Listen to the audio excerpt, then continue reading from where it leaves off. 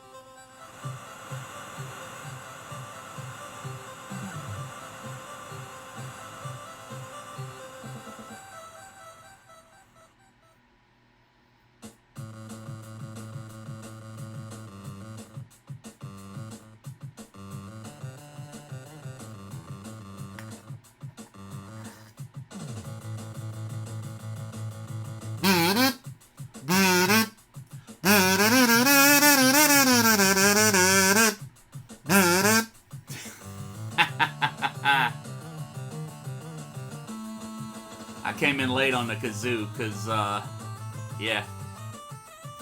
Late, late, late. That's my middle name. Oh.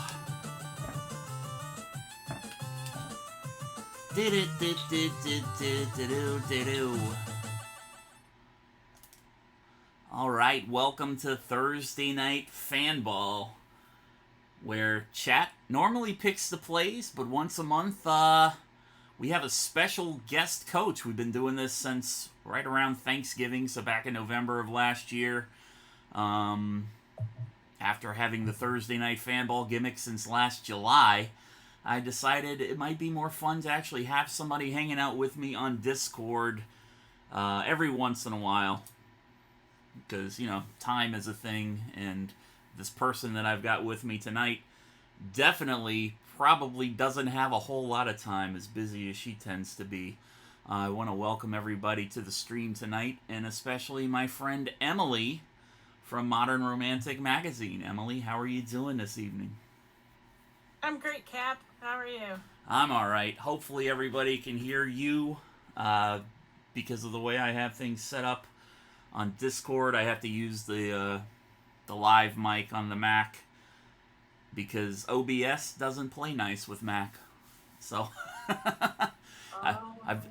I've discovered all kinds of fun things that I can't do on OBS on Mac that I was able to do on the PC, and it's kind of frustrating, and I don't like the workarounds that they suggest. So I just rock and roll with it the best I can. So, but normally we don't have a problem. So as long as people can hear you, should be good. I'll say a few things so that we can make sure they hear me. Yes, go ahead. Yeah, yeah. I've got the thumbs up on this Yeah. end that Okay. I am heard. Yeah, I had my phone in my ear too, so I heard you. So before we get Oh, go ahead. I'm sorry. before we get started with the actual game tonight, why don't you tell everybody a little bit about yourself? Well, I'm a garbage lady, and I pick up your garbage at the curb every week. um, no, no, there's no shame in that. That's good No, honest it work. needs to be done. Um, no, we all appreciate those people for sure. That is, yeah. I feel like I'm gonna get in trouble for that one.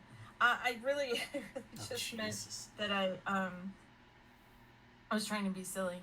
I run the Modern Romantic, which is a podcast and a magazine, and I don't know. We'll see what else. It's also an online gift shop where we focus on celebrating romanticism in the modern age, which is we do that by featuring and highlighting people that are artists and singers and storytellers and basically the softer side of life. And it focuses romanticism it's a movement that started in the late 1800s, and it was an attitude or like an intellectual orientation that was kind of as a rejection of the precepts of order, the industrialism, like the industrial age. You've heard of that, which was something that was hard and cold. And so romanticism chooses to appreciate the beauty of nature and the complexity of emotion. It emphasizes the individual and the imaginative, the wild, the personal, spontaneous, things like that.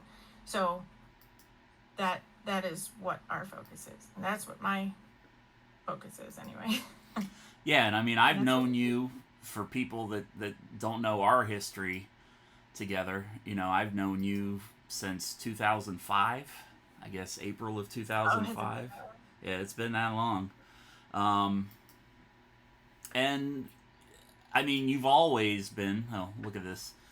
I did not resize this. I am such a pro. I am such a pro. I didn't notice right away.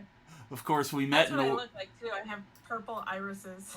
Well, I was trying to put a light little filter on the thing, and it kind of got magnified. Sometimes my Photoshop ideas work well. Sometimes they don't work at all. So, but we can laugh about it. I didn't even notice it. I could have left. Well, I could have left the filter to where it didn't blend in with the screen, because I just used like the highlights of a sketch filter, and if I would have reversed it, then your skin would have been purple.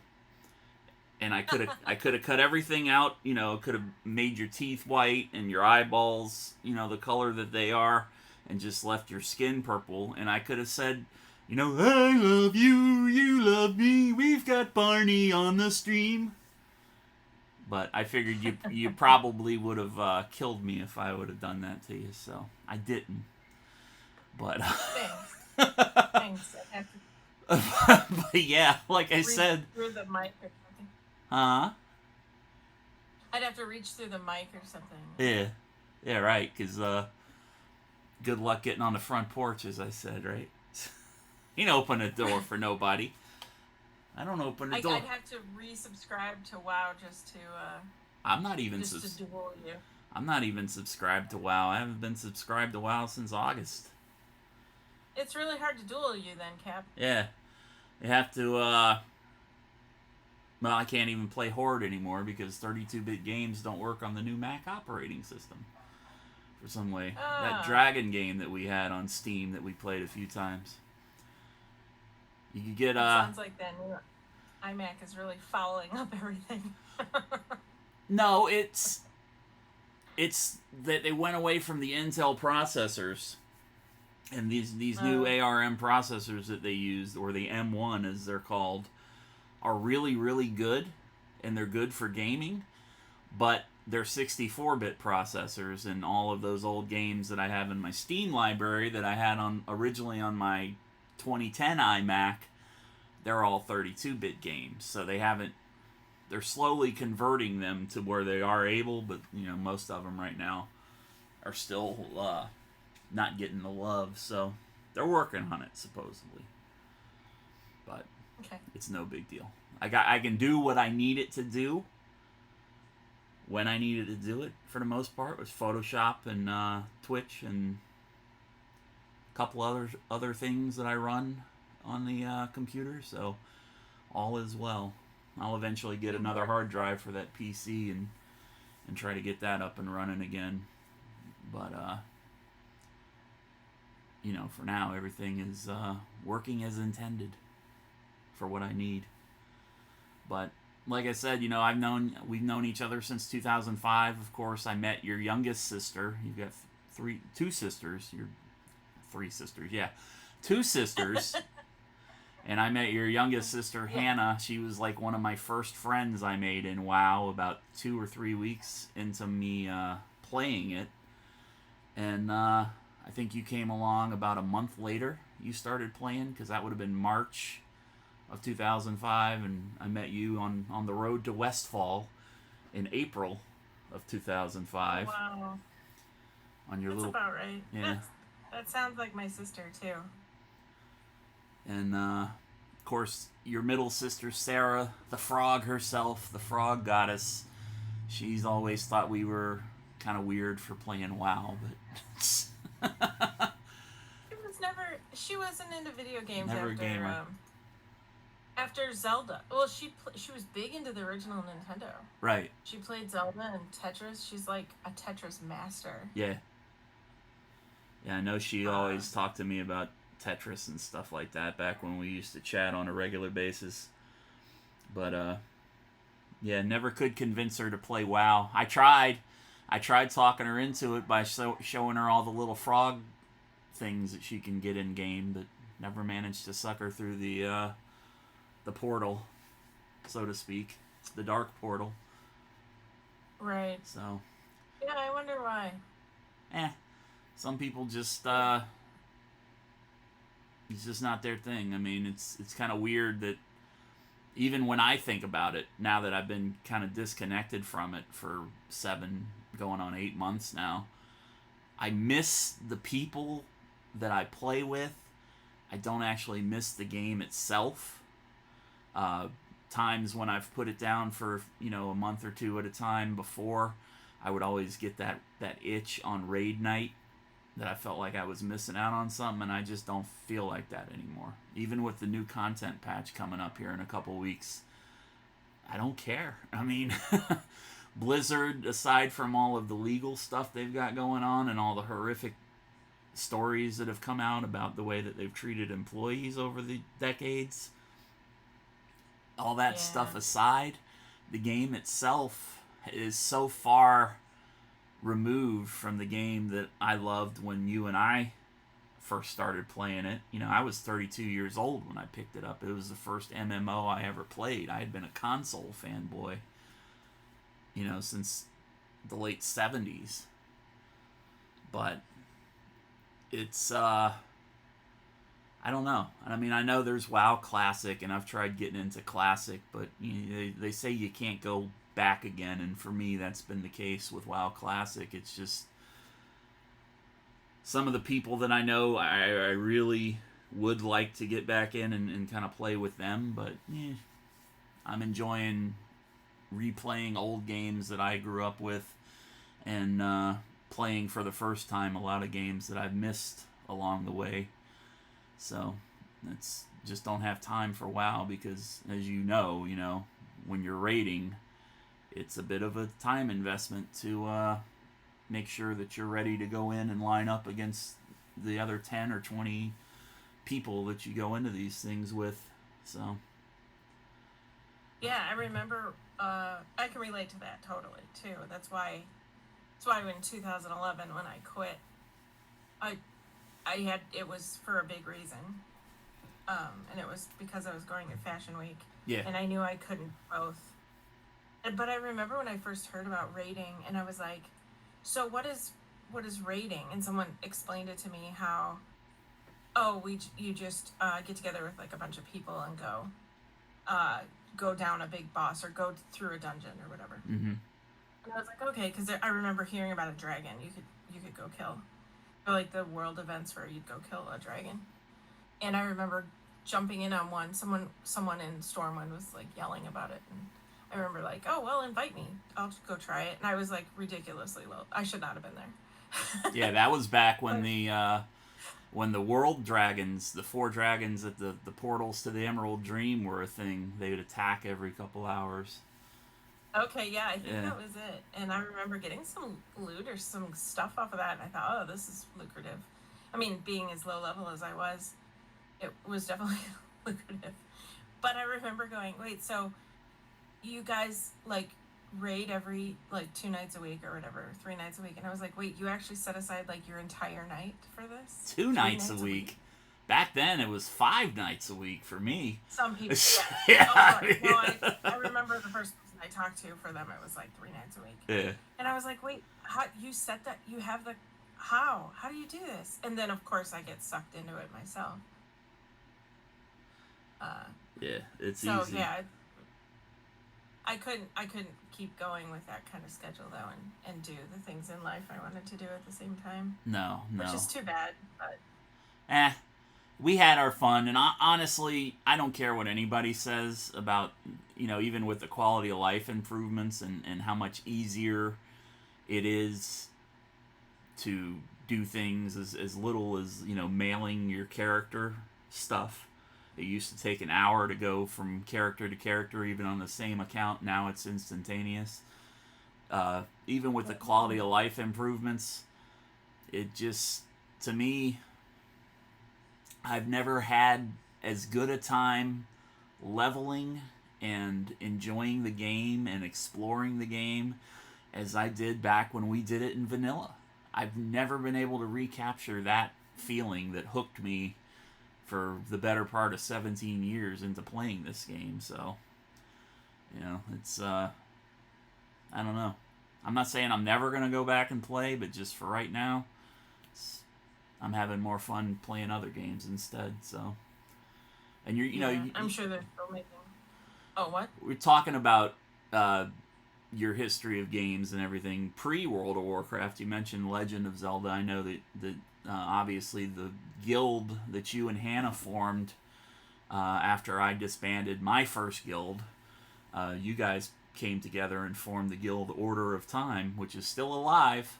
I'm still the GM of it. Wow, I'm so happy to hear that. But I mean, it's been dormant obviously for a long time. I check in every once in a while to see if anybody else logs in, and like maybe 1 or 2 other people log in. Like Prin logs in on her Hunter every once in a while, and Alan, I call him Alan, but I can't remember his name in game. Logs in every once in a while. Too, right? Yeah. Yeah, I don't remember his characters. That's the one thing that didn't stick with me, is I'll remember everybody's real names, but not their tune names. Yeah, I know. Unless that's all I knew. I still see Evil plays, but I don't think he ever bought Shadowlands, because every time I would see him on before I stopped playing, he was still doing old content over and over again. He's got like an army of warlocks that he levels up through different content, but going back to your gaming history before you got into WoW, obviously Legend of Zelda. What other games did you start playing? Well, I mean, I was an original Nintendo child, Mm-hmm. so Zelda, and we had a local video store that was like just on the block, a couple blocks away anyway. And we used to rent games. So like we rented every possible Nintendo game that looked interesting every weekend. And I can't name them all, but we played many of them. And then my sister got like an N64 and we played that, and then GameCube we played all the Zelda games that we could get our hands on. And I played the Warcraft 2, the BattleNet edition, and I don't know if those servers are still up, and I don't know if anybody can get their hands on those games still, but holy cow, that was still one of my favorite games. Yeah. Was Warcraft 2. Yeah, Warcraft So 2 when and WoW 3. came out, yeah, when WoW came out, it was really exciting and super different. But let's see, I played so many. In more recent years, I got all the way through Fallout 4, which isn't my genre. Like, I really like the medieval kind of sword fighting stuff. I like that genre, but I really enjoyed Fallout 4. I didn't think I would, and then I don't know why I got sucked into it, and I loved it. And Cyberpunk was the other one that I played that I thought, oh, this is way futuristic for me, and as glitchy and ridiculous as that rollout was, I enjoyed it for the most part. Right. I played the glitchy original version. Like, I got through the whole game like within the first couple weeks it released, and well, not a couple weeks, but within the first month or 6 weeks it was released. So I didn't wait around for all the patches and updates because they didn't have any until after I finished the game. I didn't look back. I'm not gonna go play it again. Yeah. It wasn't worth the whatever $60 they were charging either. Just too bad. And of course, Witcher, played that. I'm in the middle of Witcher 3 now. Oh, nice. For the first time, which is fun. I'm enjoying that a lot. Skyrim, I played Skyrim. I remember playing Myst a long time ago too. Yeah, I don't know love if anybody Myst. remembers Myst. I had Myst. MYS. I was one of the idiots that went out and spent $700 on that CDI interactive system that, like, Philips, Magnavox, Sony. There were like 3 or 4 iterations of this console that was like the predecessor to the PlayStation for CD-ROM based games. And I bought this system because they had the 3 knockoff Zelda games. They had Zelda Wand of Gamelon, Zelda's Quest, which you had to rescue Link as Princess Zelda, and I think it was like the other, it was called Link something, I forget what the name, the Link and the Faces of Evil or something like that, but they were terrible games. Nintendo gave them, whoever the publisher was, the rights to use their characters, and they were just terrible games. But one of the first games I bought along with those Zelda games when I bought that system was I got Wing Commander 3 because Mark Hamill was in it, and I got Myst. And I really enjoyed Wing Commander and Myst, but the Zelda games not so much. But yeah, Myst was one of those games. It was one of those puzzle exploration dungeon crawler type games, kind of like Shadowgate, which we played here on the stream back on Halloween. And I know they had Myst 2. I think it was called Riven. Riven. Yeah. And then I think they had a third one that I never tried. I played the demo for Riven, but I never got the full game because by then I had already gone into PlayStation mode by then. So. But yeah, that's that Myst game, that original Myst game, man, that was a great game. I had to try to figure out how to get that to work on here. Maybe try to play that again someday. Because I did enjoy that back in the day. Yeah, I think the only console that I've ever really owned was a Nintendo of some kind. Right. So otherwise, it's all been PC. Yeah, because you got a Switch now, so yeah. Yeah, I do have a Switch now. So jelly. There was a guy. Okay, so I'm gonna tell this story real quick. He had a coat full of switches. I don't know if you know this story. What's that? I said instead of watches, he had a coat full of switches, and he saw you walking down the back alley one night. And he said, "Hey, Toots, come here. You want to buy a Switch? $20." Right. It's not a Swatch. It's a Switch. Okay, so like I dated a guy that I actually met through Warcraft, through WoW, a long time ago, and it didn't last. Like it just. But anyway, surprise. He got this PlayStation. It was a PlayStation, right? Yeah, I believe it was a PlayStation. And he wanted to get it for himself because he got some kind of end of year bonus or something. Right. And so he was at my house, and we went out to whatever GameStop or whatever and bought a PlayStation. And then he was like, "Oh, what games do you think we should get?" It's like, I don't know. I had played Soul Calibur before with at a friend's house. They taught me how to play, and every time I'd go over there, we'd play Soul Calibur. And so I had gotten pretty good at playing one particular character, Sophitia.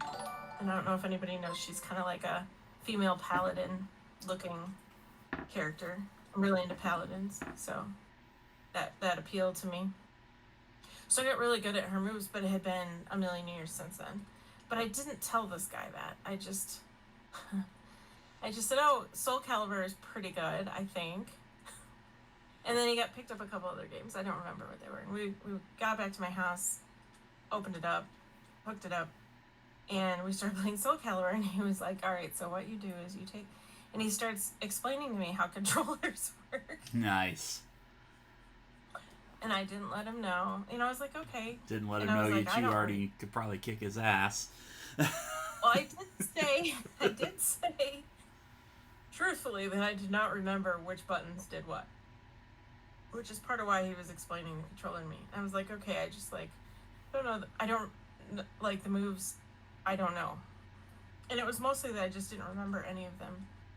But once I got into once the screen loaded and we started, he was like trying to go all slow and kind of let me like get the feel of it a little bit. Oh, bad mistake. And I destroyed him.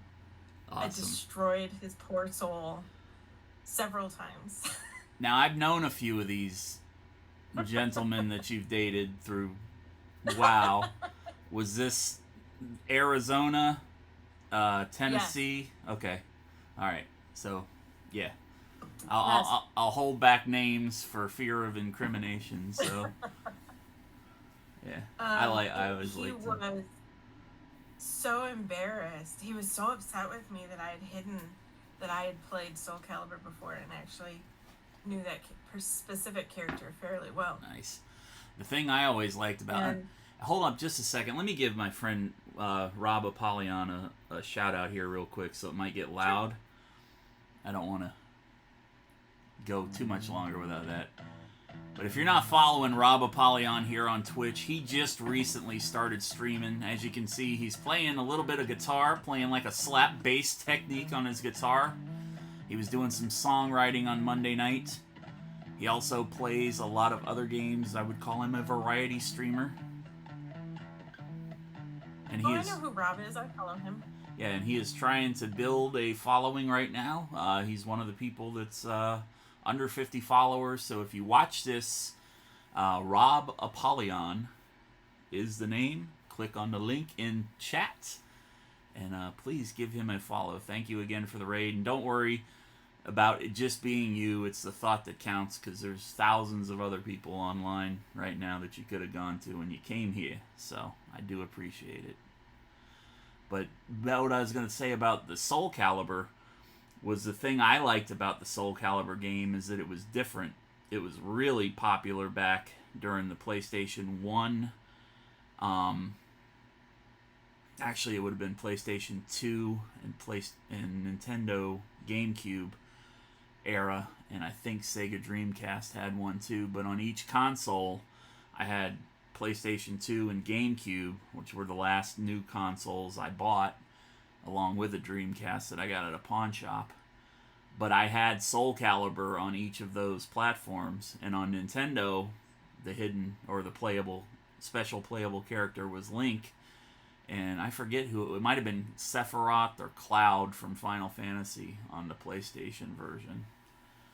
But back then they used to do that for different consoles. You'd get like an iconic character that represented Nintendo or PlayStation game characters that you could play as. So I loved playing as Link, obviously. But yeah, Obviously. I could see Arizona getting pretty embarrassed that he lost to a girl, but it's kind of funny too because he was always kind of smug. as most druid tanks would tend to be. So, but it's a little bit of an elitist. Yeah, I like him. That's all I'm gonna say. He's a good guy though, I think. So, at least he always was to me. I know I annoyed the fuck out of him as I tend to do to people, but anyways, we've been talking for about 35 minutes, and if anybody came in here for football, I am sorry, but you know, these streams here, the purpose is like getting to know a little bit about people. We could talk for another 2 hours about your past projects, your career as a crafter, as a seamstress, as a photographer. I mean, there's nothing you can't do, but right now, for the most part, your big passion in life is getting this Modern Romantic off the ground. You guys have been out for a year now, I guess, at this point, right? The magazine's been out for a year. Yes. Yeah. I'm still doing the art stuff, but this is kind of just part of it. And of course, yeah. if you... and we have the podcast too, which is we do that on Monday nights, and then it's on Spotify. If you just look up Modern Romantic on wherever you get podcasts, we're actually on Apple now and Amazon, and pretty exciting. And Podcast Republic, because that's how I consume podcasts. I listen through a third-party app. Yes. So I'm gonna have to look that one up and see because I didn't know about that. Well, that's if you're on Apple or Spotify or any other service that gets podcasts, you're on you're pretty much on Podcast Republic. It might take a few weeks to get on there, but I do believe I am subscribed to you through there. So if you see I looked. Yes, we are on Podcast Republic. Okay. So yeah, that's awesome. Yeah, so that's how I listen to my podcast, and I haven't. Honestly, I will admit I haven't listened to any of the podcasts in their audio form because I watch it live on Twitch when you guys do the recording. So I'm subscribed to close to 80 podcasts right now. So that's a lot. I listen to at least 20 of them on an every episode basis. And obviously I moderate your channel over there, which by the way, yes. Twitch.tv, Modern Romantic, The Modern Romantic just changed the name a couple of weeks ago. The Modern Romantic, yeah. And honestly, pro tip, times when I wake up in the middle of the night tuning in and I feel it again creeping up under my fingernails, wrapping itself into my hair, grabbing me like a rope around my waist and pulling. And I think that was a good conversation with Laura Packer the other night. I was very entertained by what she had to say. She's phenomenal. Yeah. And she's one of your staff writers, right? Yes. She's a writer for the magazine, and she's a professional storyteller. She has a degree in folklore, which is phenomenal. She's amazing. Can't say enough good things. But anyway, sorry for the interruption. It's hard when I don't do video because we can't see each other and give us the visual cues when somebody's about to talk. So I do apologize because I hate talking over people. Right. But continue with. Yeah. I was just gonna say, pro tip: if you watch the live stream on Monday night, you get way more than if you listen to the podcast audio recording, edited. Way more. You get raw mistakes and technical difficulties and everything, And also the hilarious bloopers if you listen to the live stream. Plus, you can interact. You can ask questions of our guests. You can interact with them and talk to them, and they kind of love that too. They like to know what the audience and the fans are thinking and wondering. So, pretty cool. Yeah. A very, very good lineup of guests so far, you guys. Let's see, you started back right around Christmas time, I believe, is when the first test pod came out with Josh. And you guys have done, what, about 5 since then? 5 or 6 since then at this point? Yeah, there's a good handful of them. Yeah. And of course, I've got scheduled till the middle of March. Trey is an amazing co-host. Julie, early on, played her part pretty well. I love the Romeo and Juliet live reading that you guys did, and I hope there's more of that in the near future because that was hilarious. For sure. I would even offer my own services and do something goofy if it was something that I really have an interest in. I'm not a big fan of Romeo and Juliet, but I could have had some fun with some of that. Scripts. Yeah, I want to do something the end of February. We're looking for other scripts to. If you ever do Macbeth. Do another one.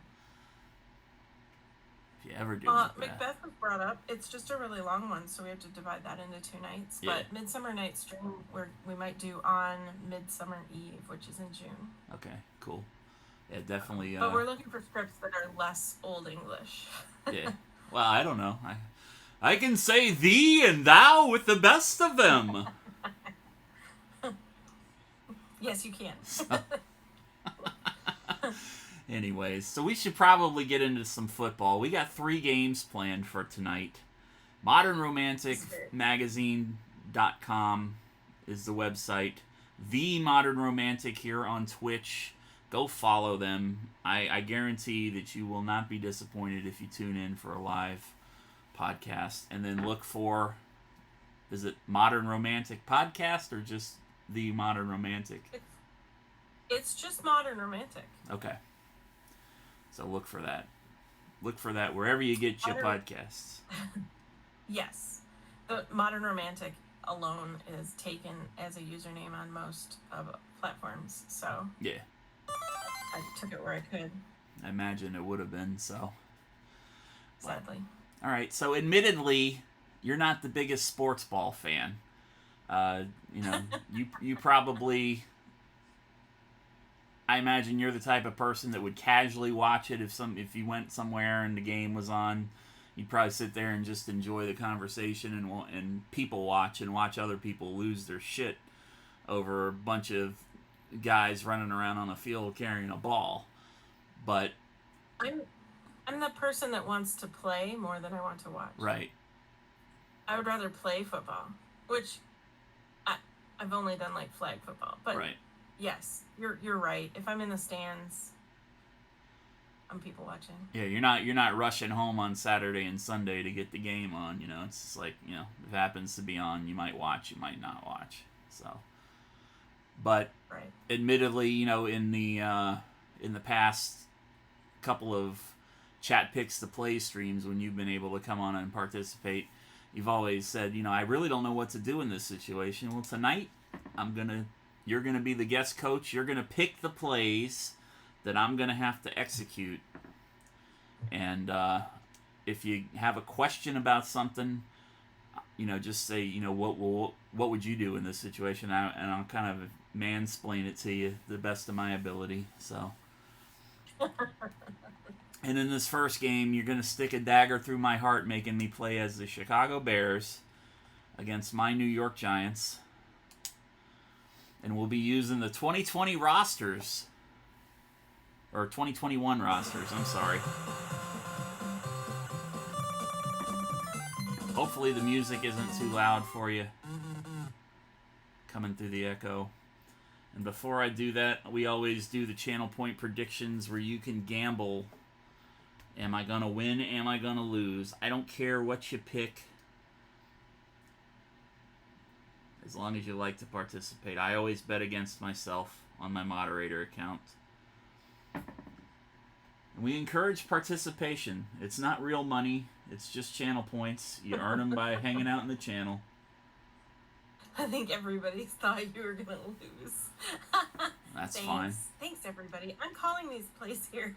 And she's gonna submarine me. Actually, only one person has picked me to lose. 2 have picked me to win. So far, at least. All right, the Bears have won the coin toss.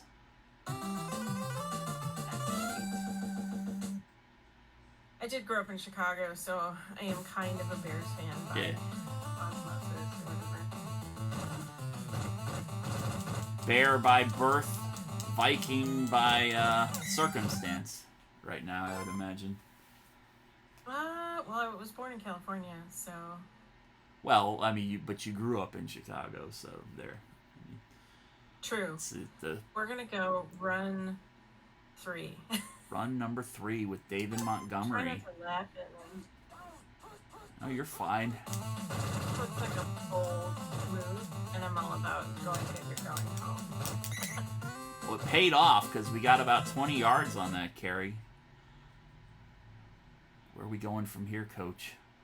Let those pixels tangle. Okay. Actually, hold on. I need to put the peanut butter play because that's the kind of the signature of this stream.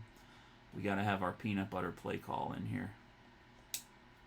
You know what? That's one thing I want you to explain. I think you did a long time ago, but where does the phrase peanut butter play come from? Oh, Lord. Oh, did I open a can of worms? If you've ever seen a movie called Shakes the Clown, it's a movie that came out in like 1990, 1991 with Bobcat Goldthwait and Julie Brown. Not downtown Julie Brown from MTV, the comedian Julie Brown. Also had a very young Adam Sandler in it. And had a great supporting role from Robin Williams. Bobcat Goldthwait basically plays this party clown named Shakes, who's an alcoholic. And Julie Brown is his girlfriend who wants to get serious. But, you know, being an alcoholic clown, you can imagine what kind of life this guy's leading, right? And there's a scene in the movie where the clowns are sitting at the clown bar, and a couple of the older clowns are sitting there together, and LaWanda Page, who played Aunt Esther on Sanford and Son, is one of the clowns. And Adam Sandler and one of the other young clowns is sitting there complaining, "Oh, we're never going to get laid. We're a bunch of losers. We're never going to get laid." And the old man clown is sitting there saying, yeah, you'll get laid. You'll get laid. Clowns get lots of pussy." And LaWanda Page looks at him in that deadpan stare that she always had with Red Fox in the television show. "You ain't gonna get my kind of pussy." And they're like, "Why?" It's like, "I got that peanut butter pussy. Brown, creamy, and easy to spread." So that's where it kind of started there, and then it morphed onto another thing from a podcast I listened to called the Studcast. And it's the Tennessee stud Ron Fuller, this old wrestler and promoter. And he always tells this story about one of the other wrestlers in the territory that he used to run. Oh, God, I can't think of the guy's name to save my life right now. But he had this little gimmick that he would carry into the ring with him. It was like a little spike or a little Tommy knock or a Bobby knocker that he would take out and hit the opponent with to cheat. And he called it his peanut butter. Okay. So his peanut butter was his ace in the hole. Anytime this guy did interviews, he goes, "I can't wait until I get him in the ring, and at the right time, I'm going to hit him with my peanut butter." So I made an amalgamation out of the wrestling thing with the Shakes the Clown thing, and that pass number 4, the peanut butter play, because it's smooth, creamy, and easy to spread the ball down the field. Because if you look, you see the outside receiver right here. The outside receiver moves into into a slot position, and instead of going straight out, the main receiver, the number 1 receiver, will go to the middle of the field. Then you have your regular slot receiver right here. You have your wide receiver number 2 on the bottom. But right here, you have your tight end, which would normally be lined up where the slot is, right here. But the tight end on the peanut butter play, for most of the time, there are times when they kind of deviate and will alternate the direction of the route for some reason. Most of the time, that tight end just makes a beeline straight down the field. And if the quarterback drops back enough, it will bait the defensive backfield into breaking off coverage of that tight end, and the tight end will be wide open down the field. And if it's not going to be a touchdown, it's going to be a big first down with a lot of yardage. So that's how the peanut butter play got its nickname. And unless you're specifically defending against that, you're gonna get scored on. So, if that makes any sense. Okay, we're going peanut butter play for this then. We're going with the peanut butter play. I've never done it with the Bears. All right. Sorry that took so long. I didn't realize it was. Well, I just thought it would be like, oh, you didn't see, whatever movie, The Replacements, or whatever. You know, I've seen it, but. Yeah, I've never really explained it to that magnitude, but I figure it's probably time I do it. And Andy Dalton. First of all, let me make a play or a substitution here. We've got Andy Dalton. He's not the quarterback of the Bears anymore. And I'm going to make one more change in the playbook, too, because I don't like these rollout plays. We're going to do something that's more conducive to the way that I play. There we go. This is more than I've ever really realized was involved with this game. Oh, yeah. I thought it just kind of made up some plays for you, and you just had to pick which one of 8. No, it's there's kind of just a crap. No, there's playbooks involved. So I mean, the more you know. I don't like the forced rollout. The 2 plays that I just did, the computer actually forces you to roll out and loop around. And I don't like giving the computer that control when I'm going to be the one that has to pass the ball. So if I'm going to do a rollout, I'm going to be the one in control of where I'm going and when I get rid of the ball, not waiting for them to complete the half circle. So, but we are good. So we got an incomplete pass on that first peanut butter attempt, and we are now 2nd down and 10. Let's try it again. Can we try it again? Sure. So that's going to be pass number 4 for those of you watching. We're gonna end it midnight. Nah, we'll be done before that. Going downfield to Mooney and Justin Fields with the interception. Dang. Go Giants. Oh, I didn't say that. Your peanut butter bread, Cap. Well, it is Justin Fields throwing the ball, so Bear quarterbacks ain't that great right now. I'm just kidding. All right, so now on defense, basically I see who you're really playing as. Yeah. I've really got my another controller hooked up here, and I'm playing as the Giants. I've been accused of that, by the way. Let's go run 3. Run number 3. Got to put Saquon on the ground. Daniel Jones going downfield. To be fair, Daniel Jones is a kind of erratic quarterback too, so there's no guarantee he's going to be making receptions either. 2nd down and 10. Oh, jeez, I don't know. Let's try run 1. Run number 1. Yeah. Jones gonna run that one. That's a sack. Bilal Nichols A loss of 7 yards on that play. Good call.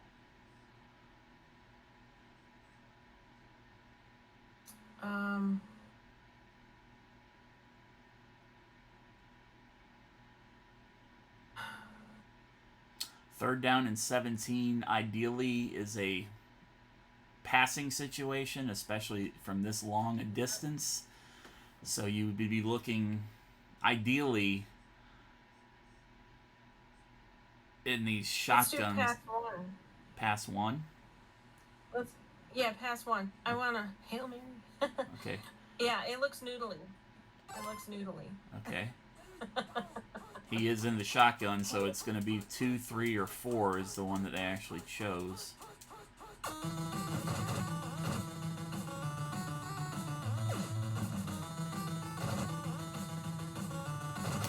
Saquon Barkley, he chose pass number 4, which was the dump off to the running back. But we stopped him, and we're forcing them to punt, so we get the ball back now. Webster back for the Bears.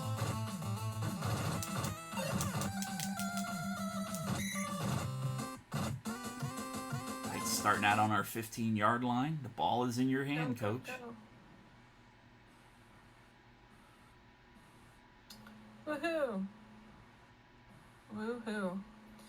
Well, now I'm scared to pass because of our history, but I'm going to say pass 3. Pass number 3? Yeah. You know what to do with your peanut butter play. I'm just kidding. I could say something really inappropriate right now that you would appreciate, because you know my sense of humor.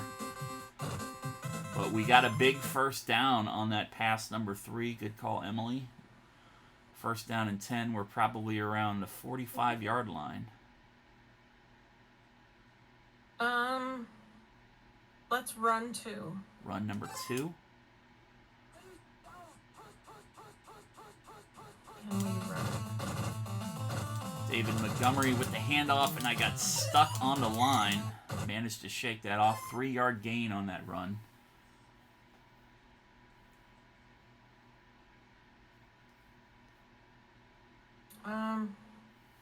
Let's pass 2. Pass number 2. I like the pass 1 and pass 2 plays I substituted for those rollouts. Implement running backs into the situation. Cole met with the reception over the middle, the tight end. First down. We're on their side of the field now. Probably around the 40-yard line from where the marker is.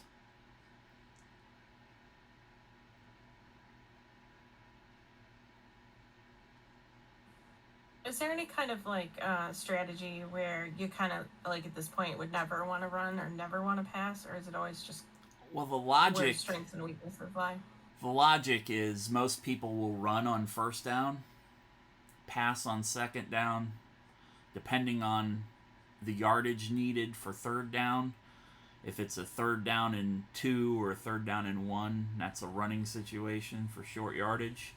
If it's a 3rd and 17, like the Giants were in on their previous drive, that's a passing situation. The computer doesn't necessarily follow that type of logic. Neither do I. I like to run as much as I can, so I do tend to run a lot on first and second down.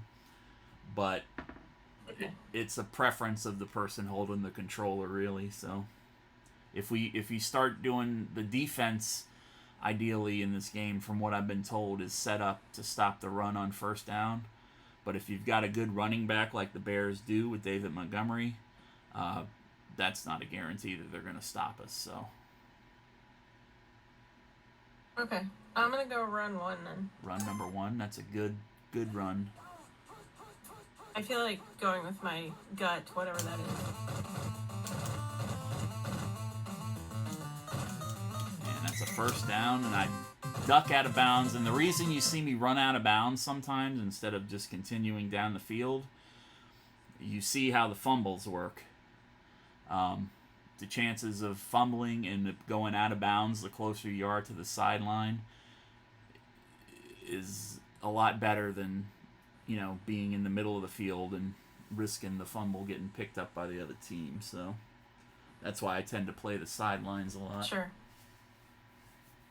Okay, let's go run 2 on this. Run number 2. Man in motion for the Bears. Montgomery with the handoff again.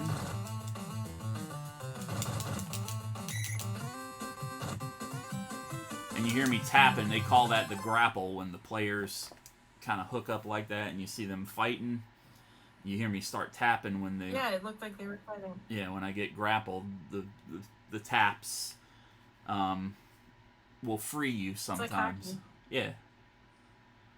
So first down and 5 on the 5-yard line. So we are in a goal line situation. Good call for a run. Close. Yeah, I was gonna say let's run number 2 again. Run 2.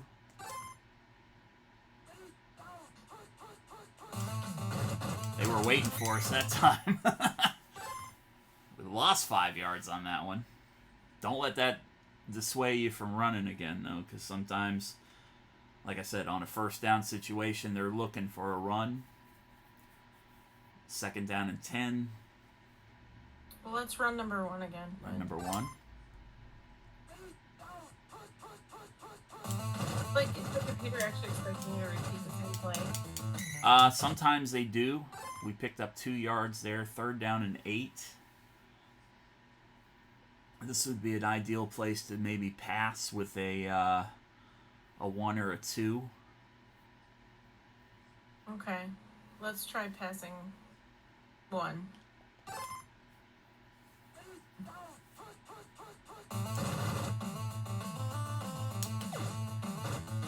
Oh, Justin Fields. 2 interceptions so far in this ballgame. Oh my gosh. Maybe I will put Andy Dalton back in.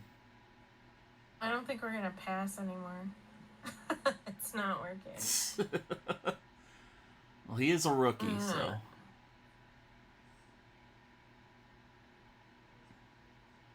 And Daniel Jones Let's try the peanut butter play for this. They don't have the peanut butter play. Oh, well, fine. P4 then. P4? Okay. I thought if it was P4, it was peanut butter, but I get it now. No, I see the detail. I put the most of the time on the teams that I control, I have to actually go into the playbook and pick that play. Because it'll always be something else. Saquon Barkley with the handoff, going to get stopped for no gain on that play. Now, I will tell you with the Giants, you'll see pass number 3, all their receivers are flared out to the bottom side of the screen, and there's nobody up here. And then if you look at pass number 4, or run number 4, you've got that same formation. Almost the same. There's a couple of differences there. Well, run number 4, Daniel Jones is a good running quarterback. So a lot of times you'll see these 2 plays and you'll think, oh, well, he's going to pass, and then he'll just take off and start running. So keep in mind that if you see the quarterback name with that little red outline, that is a running quarterback play. So keep in mind that there are teams that you would face sometimes that do put those plays in the playbook, and the Giants are one of them. So how would I respond to such a thing? We just have we would just have to see how he's going to run, because you saw him take off on that previous drive that they had on that third down. He took off and started running, but he went towards the bottom of the screen, not the top. So okay, it's never a guarantee. I'm just letting you know that there is a play in there that looks like kind of similar to one of the passing plays, but sometimes it'll be a run instead.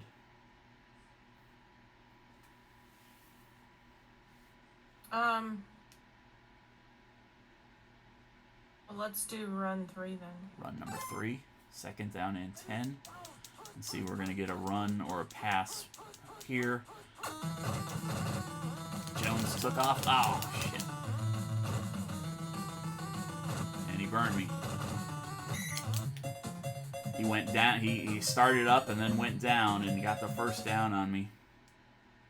So he did the run number 4 that I was just talking about.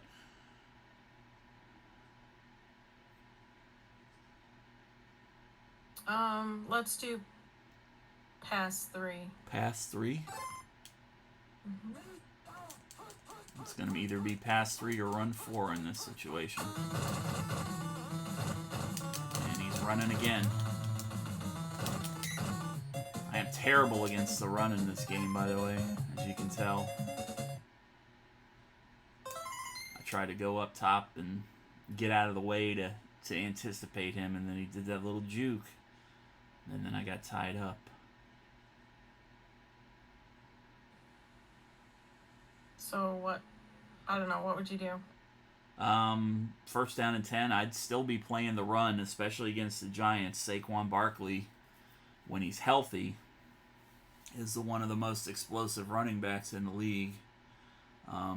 So run like a run number 2 or a run number 3 are ideal for him because he is the type of back that doesn't go up and down. He's one that's good with flaring out. Let's do 2 then. Run 2. Run 2. You know so much more about this than I do. Yeah, so you know these players. That's what I do. Daniel Jones overthrowing Sterling Shepard. Second down and 10 for the Giants. Let's run 3. Run number 3.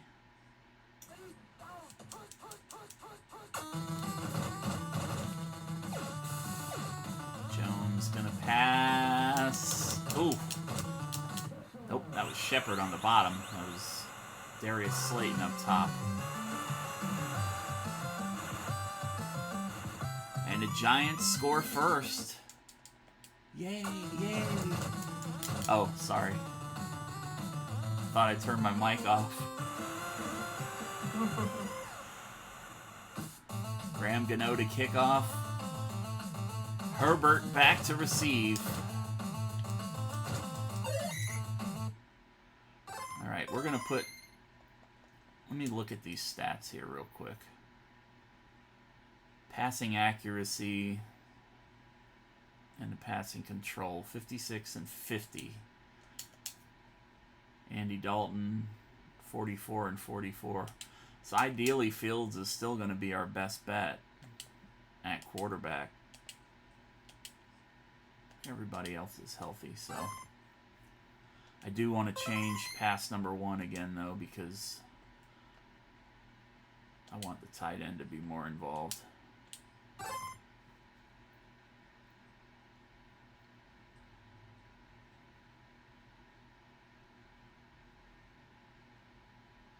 I've got a bunch of plays that I know work specifically for my skill set, and that's one of them right there.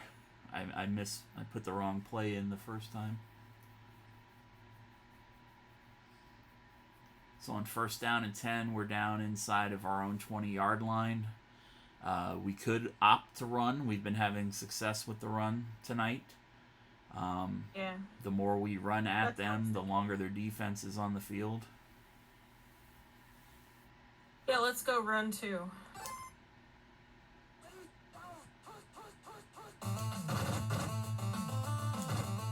Montgomery slipping through a couple of defenders, picks up 4 yards. Second down and 6.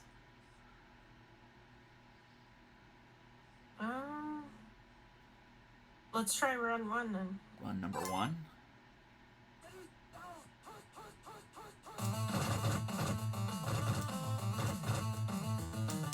Got the first down. A little bit more. Successfully moving the ball down the field. That's Couple inches. That's the 1-2 punch.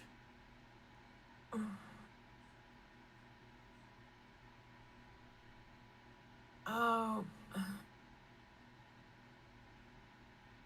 Let's try running 2 again. Run number 2.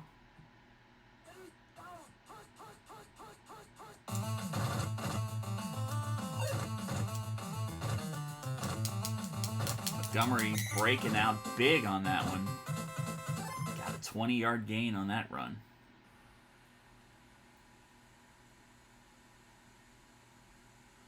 Now that we're at midfield, Uh, we can try to maybe pass again. I know you're sitting there saying, "What? What do you mean pass? You've thrown 2 interceptions." well, let's try pass 1. Pass number Let's 1. try that. Okay.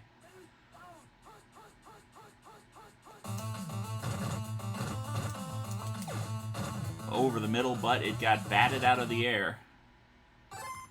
Justin Fields just, not that good on this game.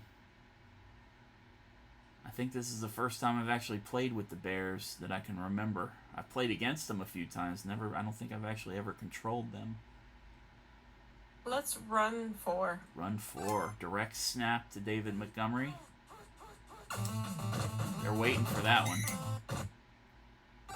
3rd down and 15. Now is the time we will want to pass. Going to call a timeout real quick. 4 seconds left before halftime. Ideally, in 3rd down and 15, we're at around the 45-yard line on our side of the field. Pass number 3 or pass number 4 would be the 2 choices. Peanut butter play, pass number 4 would probably be. I'm gonna give your play a chance. Okay, you're gonna let me take the peanut butter. Hold on, just a second. We got a raid. Thank you for the raid, Game Enjoyer. How was the rest of your stream tonight, my friend? Game Enjoyer was playing Undertale tonight. I watched it for a few minutes before I had to finish setting up.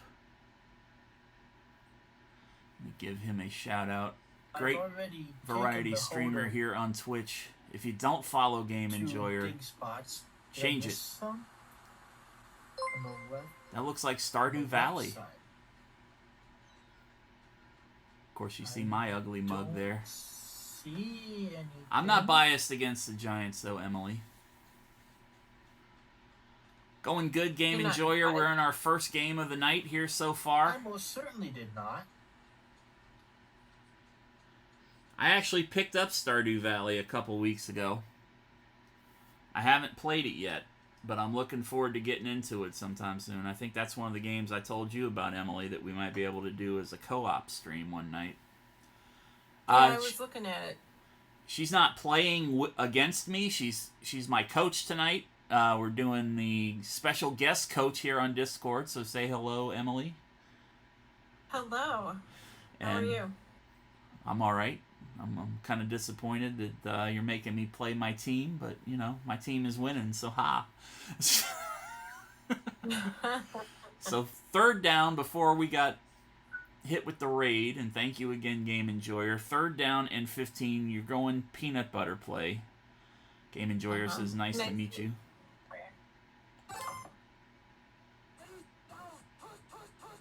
And it's the peanut butter play call. We're going to be looking for this guy right here. Hopefully he's going to just be able to run straight down the field.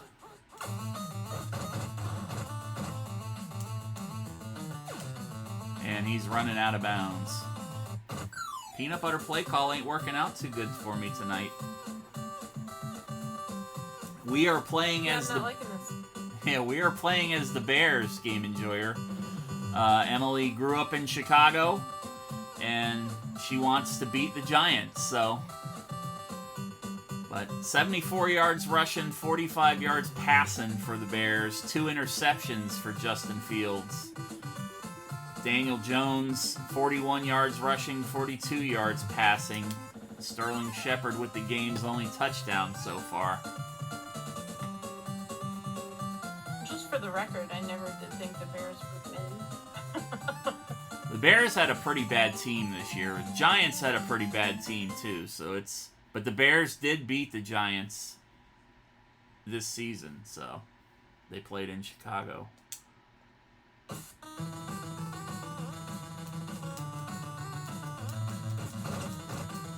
Yeah, see, even Game Enjoyer, he knows the real deal. Second game on the agenda tonight is going to be Minnesota versus Green Bay, so that'll be a little bit better game as far as passing goes.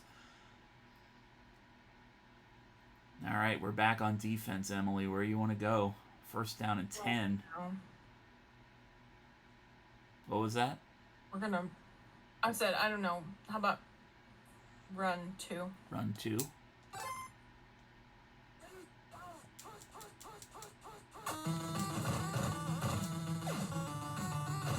He's going for Shepard again. Incomplete pass. Second down and 10. Oh.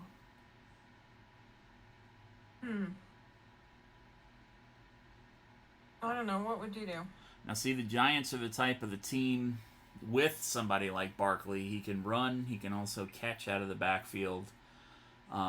So it's kind of hard to predict what they're going to do on a second down and 10. Logically, this would be a passing play.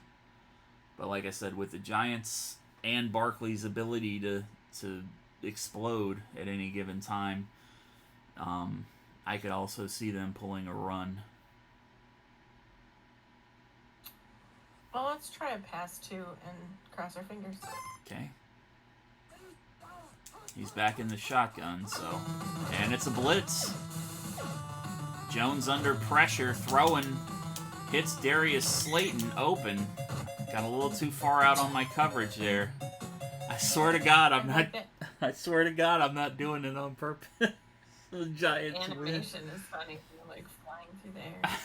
That's great. Like little superheroes. Yeah. All right. Well, let's do run 4. I see how you stack the deck here.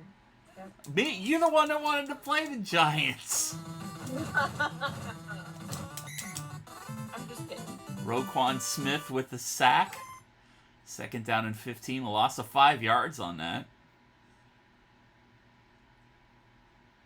Ideally, this would be a passing situation. But like I said, you got two people in the backfield that can run the ball successfully. Obviously, Jones has already burned us twice for about 42 yards, so we always got to keep that run 4 in check. And run number 3 is also dangerous because I'm very susceptible to the run 3.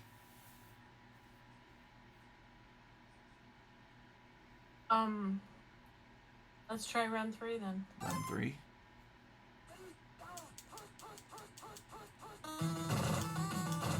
It was run 3, and we stopped it. A loss of 3 yards. Third down and 18 now. Ideally, this would be a passing situation. And he's probably going to... Let's go pass 2. Pass 2. We got a sack or a first down on the last one, but we did have a blitz, so it's going to be a snap to Barkley. And a fumble. Bears with the recovery. Bilal Nichols. Touchdown. Oh, yeah.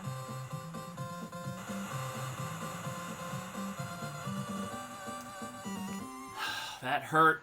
Scoreboard, baby! Ooh, that hurt. I don't think we're going to be able to be friends if the Bears win this game. 17 and a half years of friendship down the tubes. You make me beat my Giants. Actually, I think V Gifted had me play against the Giants when he was on back in January, too, so I think he had me play against them. I don't remember playing with them. Hello, Fox. How are you doing? Faux Bijou Renard in the chat. It's Foo Bijou. I guess it is The Foo. 3 I fishes. always call her Faux because I suck at French. Foo. Ooh. She has 3 of the freshest of fishes. 3 fresh fish. Or she's just telling me I stink. I don't know. With her, you never know. We go to this sushi place. We haven't been there in a long time, but we used to go to the sushi place and meet for lunch. And on the menu, one of the, it might even be a couple of the sushi rolls, advertises that they have the freshest of fishes in there. And I think it's hilarious. Nice. Which is an Easter egg for one of the editions of the magazine. May or may not have the phrase freshest of fishes in it. She only has half the coins needed for a butt trumpet. Oh my god. Oh, I'll give you one for free. Hold on. free butt trumpets.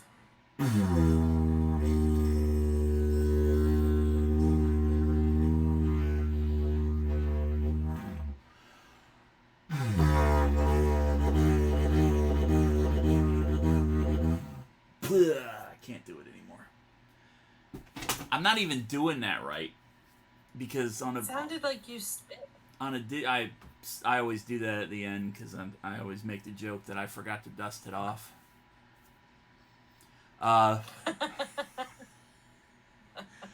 Nothing worse than a dusty trumpet in your mouth. Get your mind out of the gutter. All right. Back to the football This is the game. dusty version of the butt trumpet. Yeah. See, I do that wrong instead of because I'm sitting here at the desk and the butt trumpet's on my couch next to my desk. I don't have any real room to put it on the ground like you're supposed to didgeridoo and play, from an upper position. I hold the goddamn thing up above the computer screen, so I'm actually like a trumpeter. You'd be facing kind of at an upward angle when you play the trumpet. That's how I'm holding this 5 foot long. Your butt trumpeting. Yeah, this butt trumpet. Anyways.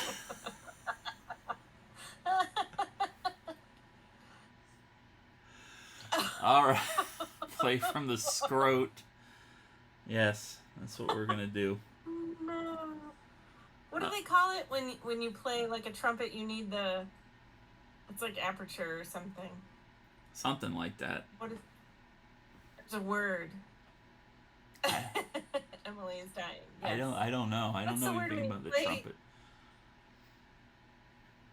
It's not circular breathing. It has to do with how you tighten your mouth to where you're getting the sound to come out a certain way, and it takes practice or it takes training. Yeah, it's that. Yeah. Not That. sure. Pucker. Remember that? Yeah. The pucker. Tell me more. Okay, I'm done. All right. Back to the ball game here. We're in the third quarter. Score is tied at 7. Guest coach Emily from The Modern Romantic here on Twitch. Give her a follow. That's right. Or else. You don't talk this way on my channel. I'm just a hood from New it's Jersey. kinda- What do you expect? Kind of refreshing.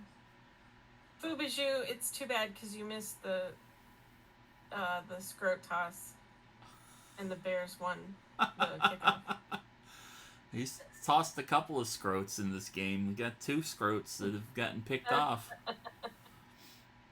Cap got really upset that the Bears made a touchdown against his team, so he had a moment. Yeah, I'm originally from Westwood, New Jersey, up in Bergen County, Northeast Jersey. Game enjoyer. I moved down here in 1976, and I've been in Jacksonville ever since. So, that's why I have a tendency towards the Jaguars. All right, Coach Emily, where are we going? First down and 10. I'm sorry. We're gonna run this. Well, they're gonna run it. Think you're thinking of too And we're many gonna do run one. scrotums. Run number 1. Okay. No, we're just gonna cross our.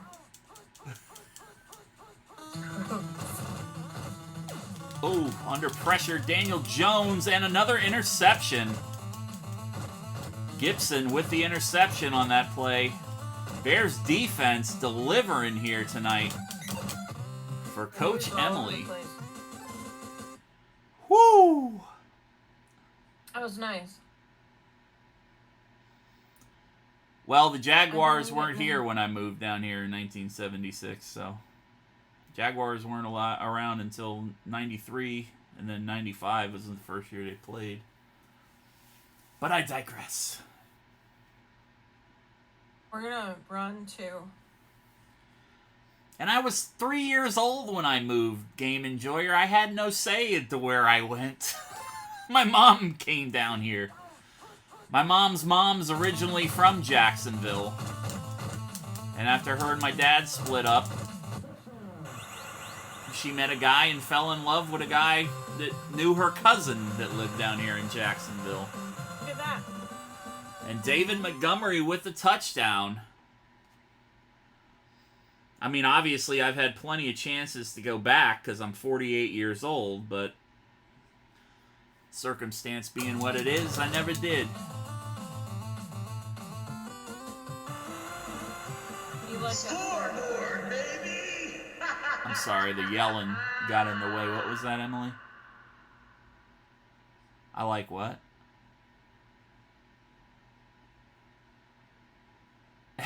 Not gonna say it. What? I missed I what. didn't hear it. I'm sorry. Yeah, I missed what you said. You said you like, and then the thing started yelling scoreboard. Oh my gosh, I forgot already. Oh my god. Old lady memory there. Oh my goodness. Sorry. Well, technically. Did you just redo your animation? You'd like that touchdown animation and whatever? Did I make it? Or did you had somebody make that? 'Cause Yeah. Isn't that you? No, my friend Rude Jude made that, but it's supposed to be me. Yeah. Yeah. Well, obviously it's not actually you. You're slightly less pixelated. Belly probably about the same, but I don't know. I am old school. I'm probably very pixelated at this point. We're everybody over 40 is still kind of 8-bit. Yeah.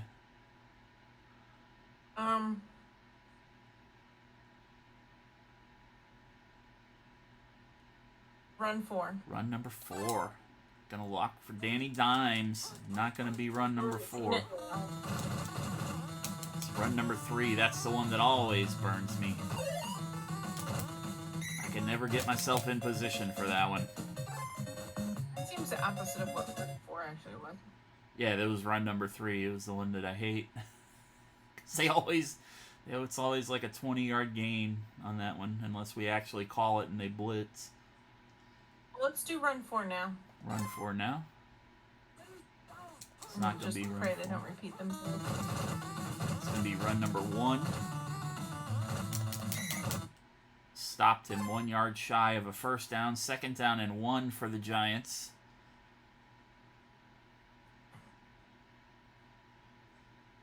Actually, that was run 2. Yeah, we just kind of just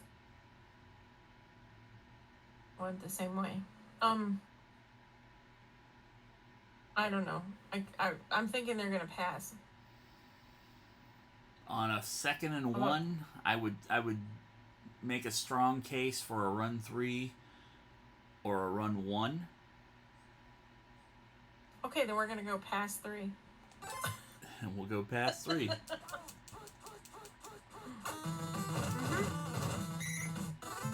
Eddie Goldman with the sack. That would have been past 2 because of where Barkley was positioned. Past 2 or past 4. Still got him. Yeah, past 3 is the one that looks like run 4 with the wide receivers all on the bottom of the screen. Right, 3rd down and 9. Loss of 8 yards on that though, so. Run 3. Run number 3. Gonna be looking for Danny Dimes to run this one. It's a pass, and he hits Sterling Shepard again. Time running out in the 3rd quarter. They're grappling.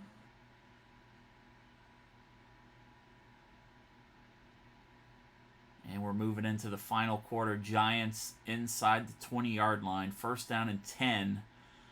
14-7. The Bears lead. Giants, though, within striking distance of the end zone. What are they gonna do, Cap? Thank you, the game enjoyer. What do we want to do? 1st down and 10. Stop them. Yeah, what do the Giants do right here? If it was me, I would be going run number 3. on this play. Okay. This time I will listen and say run 3. Okay. Nope. It's going to be either run 4 or pass 3. We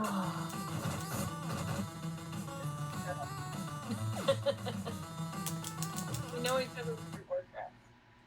The what? We met through Warcraft. Oh, the Game Enjoyer asked Oh. if we know each other. Yeah, 17 years ago. World of Warcraft. I was a druid in my mid-20s, and I met her on the road to Westfall. She was in her mid-teens. That sounds so dirty. Yeah, It you were... really did, because I think we're talking about level and not age. No, I am talking about level. Yeah. Me and Hannah were like 23, 24. I think you were like 13, 14, 15. Well, when Hannah first came and found me, I was like level 5, and I was running around Westfall. Oh, you were in Westfall at level 5? Wait, maybe it's not Westfall. It's what is the Elwyn woods outside Stormwind? Elwyn Forest would have been... Elwyn Forest. That's where it was at level 5. Okay. Sorry, I got the names screwed up. No, because I know... Yeah, and then you came along, but I don't remember what level I would have been. Yeah, I know you were in your early to mid-teens when I first met you, because it was definitely on the road, like right outside the Sentinel Hill area. I just remember that you guys came and found me, and it was in the middle of the road, and you both were just bouncing around on the road and around that area, just bounce, run, bounce, and you were typing in the chat at the same time, and I was like, "How are you guys doing all this? This is master level multitasking here." Spacebar cowboy, baby. I hadn't figured out yet how to chat and play like at the same time and balance that. So I was like really blown away by how great of players these two were at level 24 or 25. Yeah, great players because we knew how to bounce. That's the key to being an epic Warcraft or World of Warcraft player. Know how to use that space bar. You taught me how to dance, and I didn't know you could do that. Yeah. And then we made alternate tunes. I made another druid, and you made a druid. And we went on a little excursion leveling the druids, dancing all over the place. I still got the video on my original YouTube. That was fun. I remember when we got our bear form. Yeah, you were Buggy and I was Bear Durd, LOL, because of the Alamo video where he spelled Druid wrong, or Druid wrong. He spelled Druid wrong. Yeah. Well, that's the long version of the story. Yeah. Well, I think we'll go past 1. Pass number 1.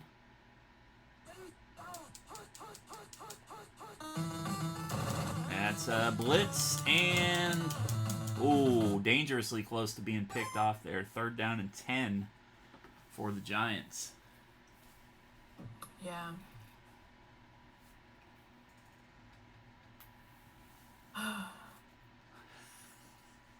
Why couldn't he just jump up and catch it? God damn it. God damn you, Sterling Shepard. Yeah, listen to yourself.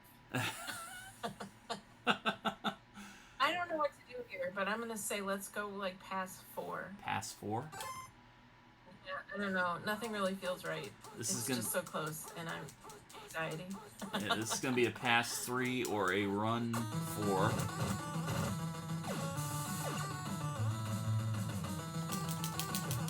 Incomplete. Yeah. 4th down and 10. I don't know how you know. It's like an unfair advantage that you know all of these.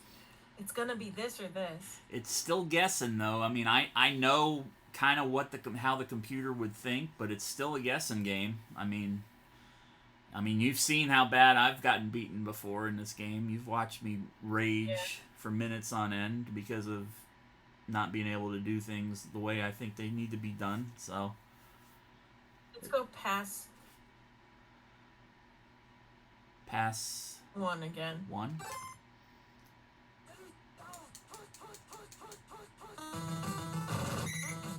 the sack. Turnover on downs. We get the ball back. Good call. You know, every time you've said good call since the history of me watching you play this game, every time you've said good call has been like a wild, random guess on my end.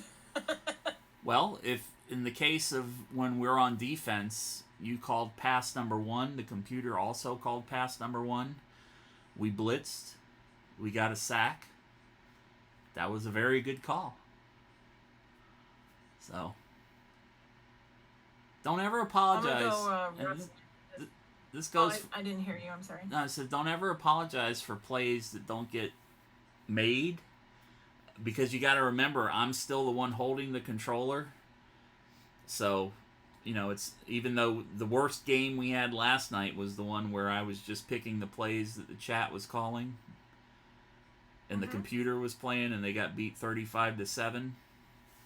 But you know, don't ever discount yourself just because you're not as familiar with this game as I am. This is the point of me doing streams like this. This is the point of the chat calls to play, because I know, you know, you are a prime example of somebody that does have a passion for role-playing games and that whole choose-your-own-adventure type fantasy, you know, that we grew up with, those books.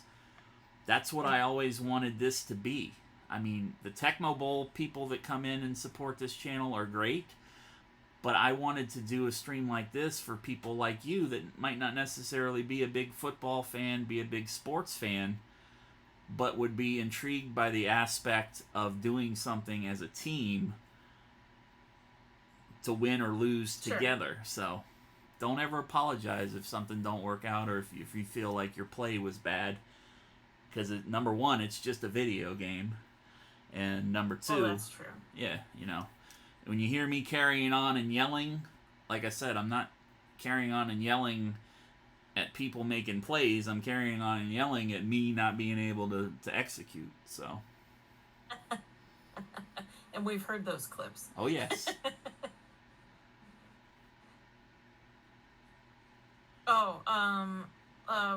I said run 1. Run number 1. I forgot. Yeah. Okay.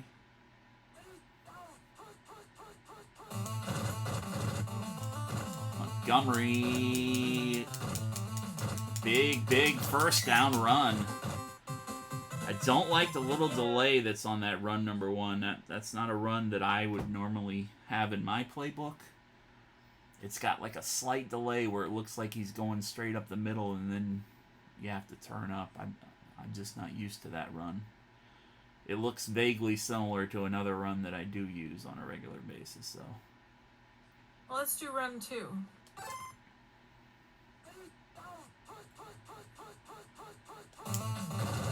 they're coming for us that time. Montgomery going to get stopped for a 3-yard loss.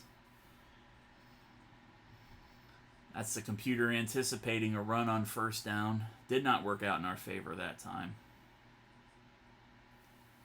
Let's do that run 1 again. Run number 1. Second down and 13. Not an ideal running situation, but they were not expecting it.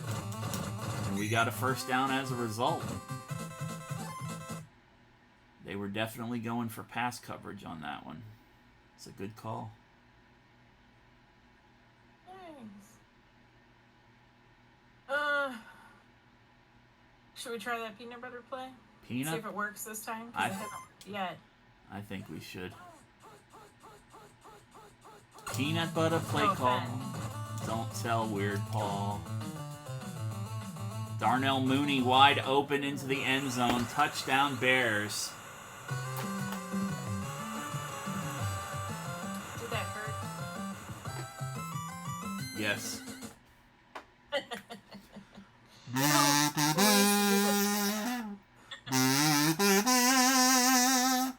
Actually, I probably just jinxed this because it's still plenty of time for the Giants to come back. I'm sorry, what were you saying? That was really funny. Don't forget. When we used to play fantasy football, I used to take that so seriously, and I would be like, you'd send me a reminder to do my picks, you know? Right. And I'd always be Oh yeah, and it was kind of like this giant emotional obstacle for me to climb over to. Okay, I gotta put the work in now. Because I never picked, like, the first couple of seasons, I just would go in and pick almost like, oh, I like the team name. Oh, I like the Saints logo. You know, it's a gold fleur-de-lis. Yeah. Oh, I always like the Bears. I always, if the Giants played anybody but the Bears, the Vikings, and New Orleans, I would pick the Giants. You know, so I had like this mental formula, but it was never really based on any kind of statistics or facts. Right. It's like New Orleans, I like their logo. Woohoo! Such a Well, it's been a couple years since you've played with us for the Pick'em Leagues, but I do remember there was at least one season where you were in the lead for like most of the year. So that philosophy of yours was paying off. That was the year I just took it super seriously, and I decided to actually like put in the work of researching how they had done so far that year and how many games they'd won and how many blah blah. Is it home or away? Like, I put the work in. Yeah, I don't know. Then we got beat by a girl. I can't remember if you wound up winning the league that year, but I do remember that there was like a couple of good stretch of the season that people were like, who the hell is whatever your name was? And I was like, that's my friend Emily. He's like, you're getting beat by a girl. And they were just like, man, fuck you, man. Taking shit too serious.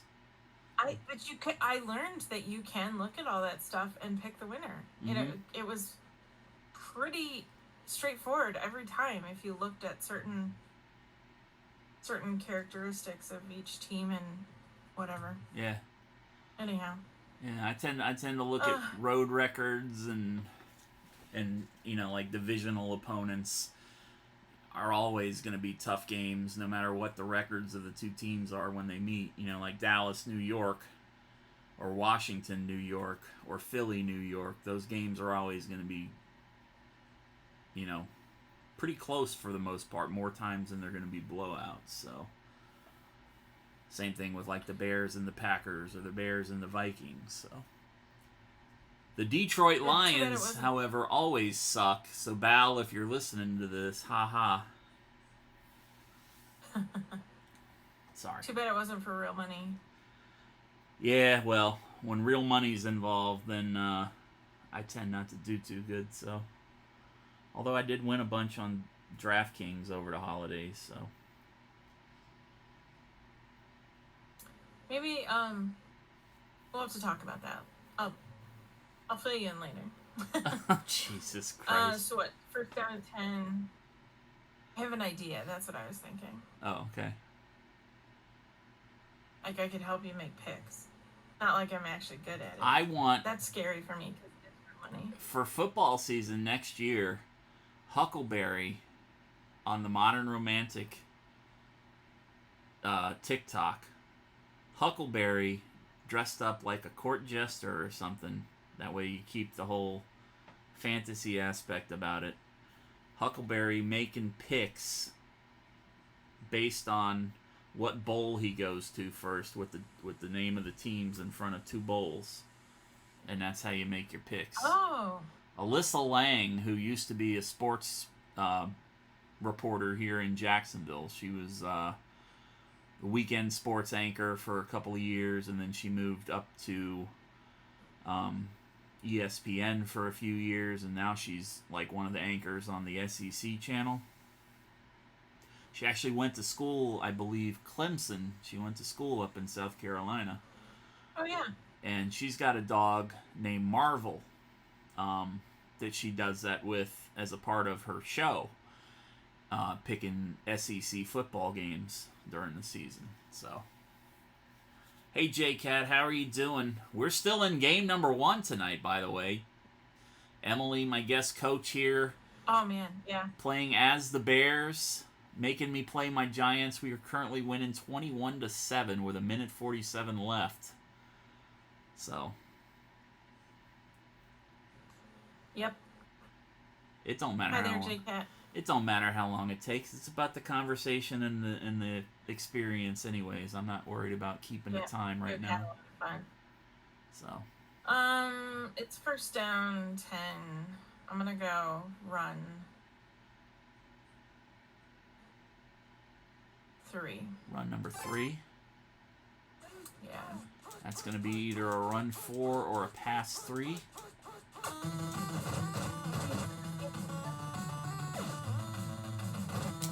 Oh, I thought he was going to knock it out of his way. They're calling timeout. First down and 10. They're on about the 40-yard line.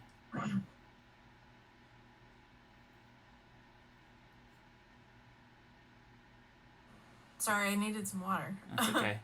Are you feeling all right, though? Because I know you... Yeah, I'm fine. Okay.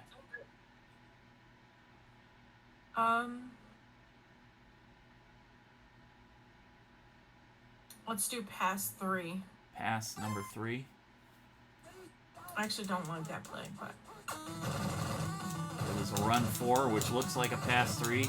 Jones again burning me on that one. It was completely the opposite.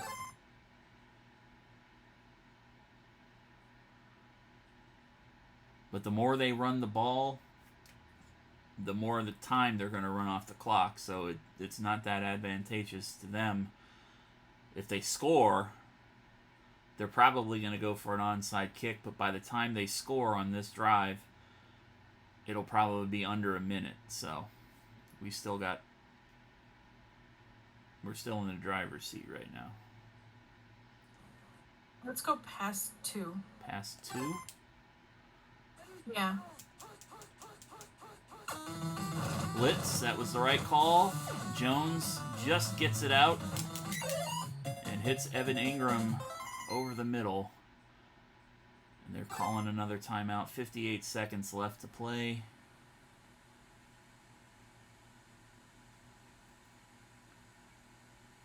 Daniel Jones with that quick release avoided being sacked for a loss on that, but that was the play that the computer picked.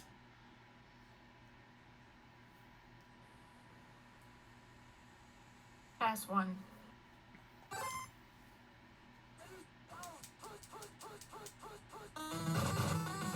Saquon up top. Barkley, god damn it. I was going for the angle, and he slipped right by me. I mean, go Giants. Oh.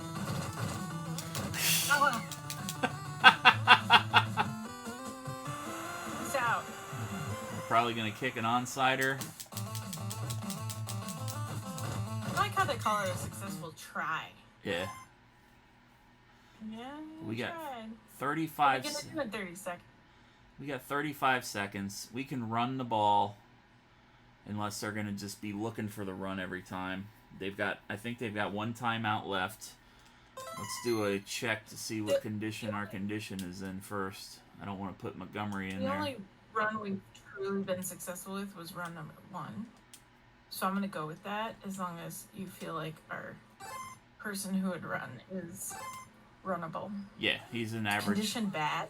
No, that was the tight end. Okay, we're going run. Montgomery was in good condition. Uh-oh. Time, 10 seconds. It's gonna be done. Just do run 1 again. Just walk away with the win.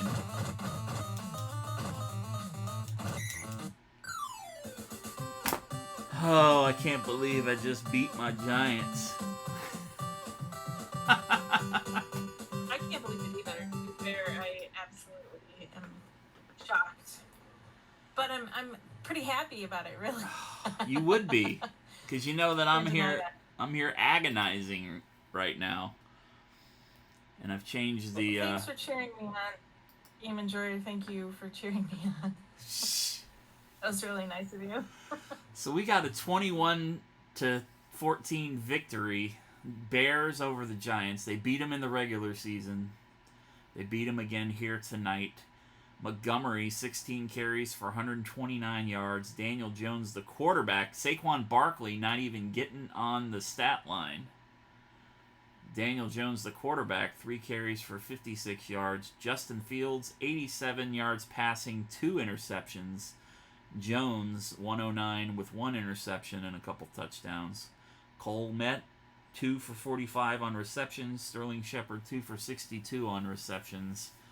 So not a offensive explosion for either team, but still a pretty entertaining ball game. Hopefully everybody's enjoyed watching it tonight. Now, Emily, since we've been here for an hour and 46 minutes, I want to respect your time tonight because, like I said, I know you're a busy woman. We've got 2 other games that we had planned, Minnesota Green Bay, and then the Maldris Stallions versus Tatooine Raiders. Do you want to try to play the Vikings, Packers, and the fantasy matchup, or do you want to go into the fantasy matchup? Either way, I'm fine with your decision.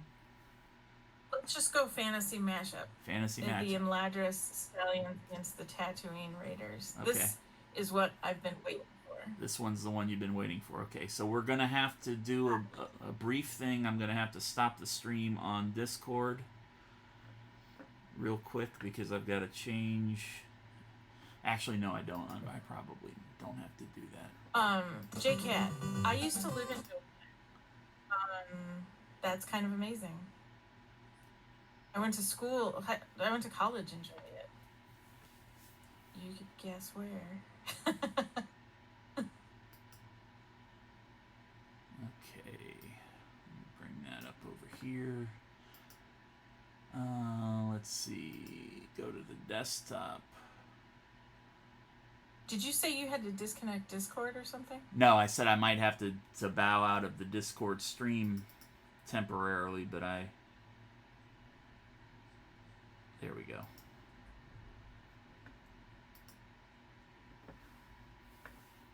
You should see the new Tecmo game now logo on your Discord stream. Yeah. All right, cool. I see Team NFL. Now this ROM, I'm just gonna let the thing play just to see the little intro here because it might be a little bit differently.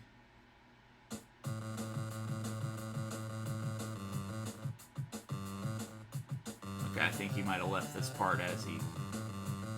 Yeah. Okay. There's like a with the audio.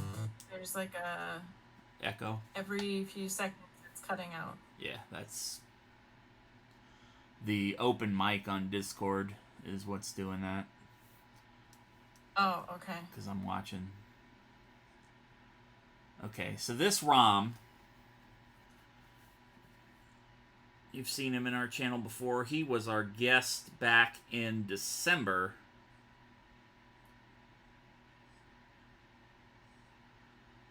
OG37, or OG37, OG37, is the Huge. author of this specific Tecmo Super Bowl ROM. He is a great old school retro variety streamer here on Twitch. He does all kinds of randomizers for like Dragon Warrior, Zelda Metroid randomizers. Also a big time member of the Tecmo Super Bowl streaming community here on Twitch. I encourage you to go follow OG37, Oogie as I like to call him. Actually, I think he's streaming right now as a matter of fact. What is he? I saw him on earlier before I was coming to get on. I just went and followed him and he is. Okay. Yeah, I think he was playing. He might be playing some Mario Kart tonight. Nope, he's doing the Metroid randomizer again. That's what he was. He was in Zelda earlier on the randomizer. But he is the author of this. We played this as one of our games that we played when he was my guest coach back in December. And he has a lot of teams on here. Like, he's got a WWF-centric team. He's got a team that replaced the Dallas Cowboys called the Albuquerque Albinos, that is basically a who's who of rock and roll royalty. He's got the Beatles as his linebacking crew. The 4 linebackers are the members of the Beatles. Let's see. His personal favorite team is the 49ers in reality. So he's got the 49er team on this ROM is the Twitch, like an unbeatable roster that features some of his real life, like, family members. I think his kids are on the rosters as receivers. He's got a couple of other streamers on there, streamer friends that are on there. So on and so forth. You get the idea. But one of the things, he is a huge J.R.R. Tolkien fan, and he created, from the Denver Broncos, the Madras Stallions, where, well, we'll get into the breakdown of the team, and the Tatooine Raiders, of course, Star Wars theme. The interesting thing about the Tatooine Raiders, we'll actually go look at these teams first so you can kind of get an idea. We'll go to the Raiders first. The offensive starters. You got Han Solo, Lando Calrissian as the quarterbacks. Most of the offensive players are going to be Sith-based players, or in the case of Boba Fett, a Jedi or a bounty hunter. Of course, this was created before the book of Boba Fett was a thing, and Boba Fett was still a villainous character in the Star Wars universe. And then over on the defensive side of the ball, all of the defensive players are based on Jedi. Of course, because Sith, you know, you have Han Solo, Lando Calrissian, kind of the smuggler, you know, the shady kind of characters. They would lean more towards the Sith side of the Force, the dark side of the Force. So his reasoning is the defense is comprised of Jedi, because the Jedi are not offensive-based faith. They're defenders. They're protectors. The Sith, on the other hand, are, you know, bloodthirsty, murderous, you know, so they would naturally be more suited for an offensive attack. So that is his reasoning for how he created the Tatooine Raiders. And for the Stallions, the Lord of the Rings based, I never really asked him his reasoning for why he did certain things a certain way on this one. I can't remember if we played with this team or not. I think we played with the Tatooine Raiders that night. I don't think we ever got a chance to play with the Tolkien team. And I don't want to go over to his stream and bug him right now in the middle of his stream. But as you can see, the running back committee, we've got the Hobbits, Frodo, Sam, Right. and then on the backup, we've got Pippin and Merry. Greyhaim, one hand.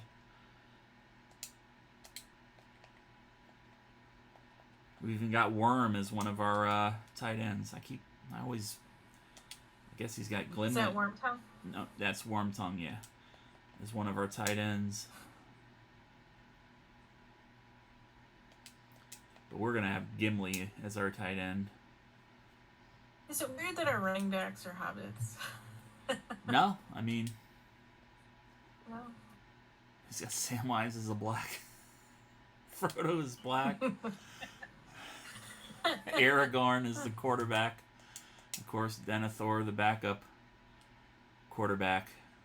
And Denethor's stats, nowhere near as good as Aragorn's stats are. Aragorn's got 63 pass control, 69 accuracy passing. Get your fucking mind out of the gutter! So hopefully Aragorn will stay healthy. And on the defensive side of the ball, we've got Dwalin, Bjorn, Elrond, Boromir, Oakenshield, Éomer, Éowyn in the defensive backfield. So, but we are You know, going. and yeah, and Legolas. Was he in the back field? Yeah, his last name is Greenleaf. Yeah, Greenleaf. Yes, that was. Yes. Actually, let's go see if he made him. I'm interested. He's black. He's black in here too, so. A lot of, speaking of the black-white characters in Lord of the Rings, I mean, I'm not, God, that sounds so bad just saying what I said. I laugh sometimes when I see certain characters that don't fit their pop culture representative. Like in one of the other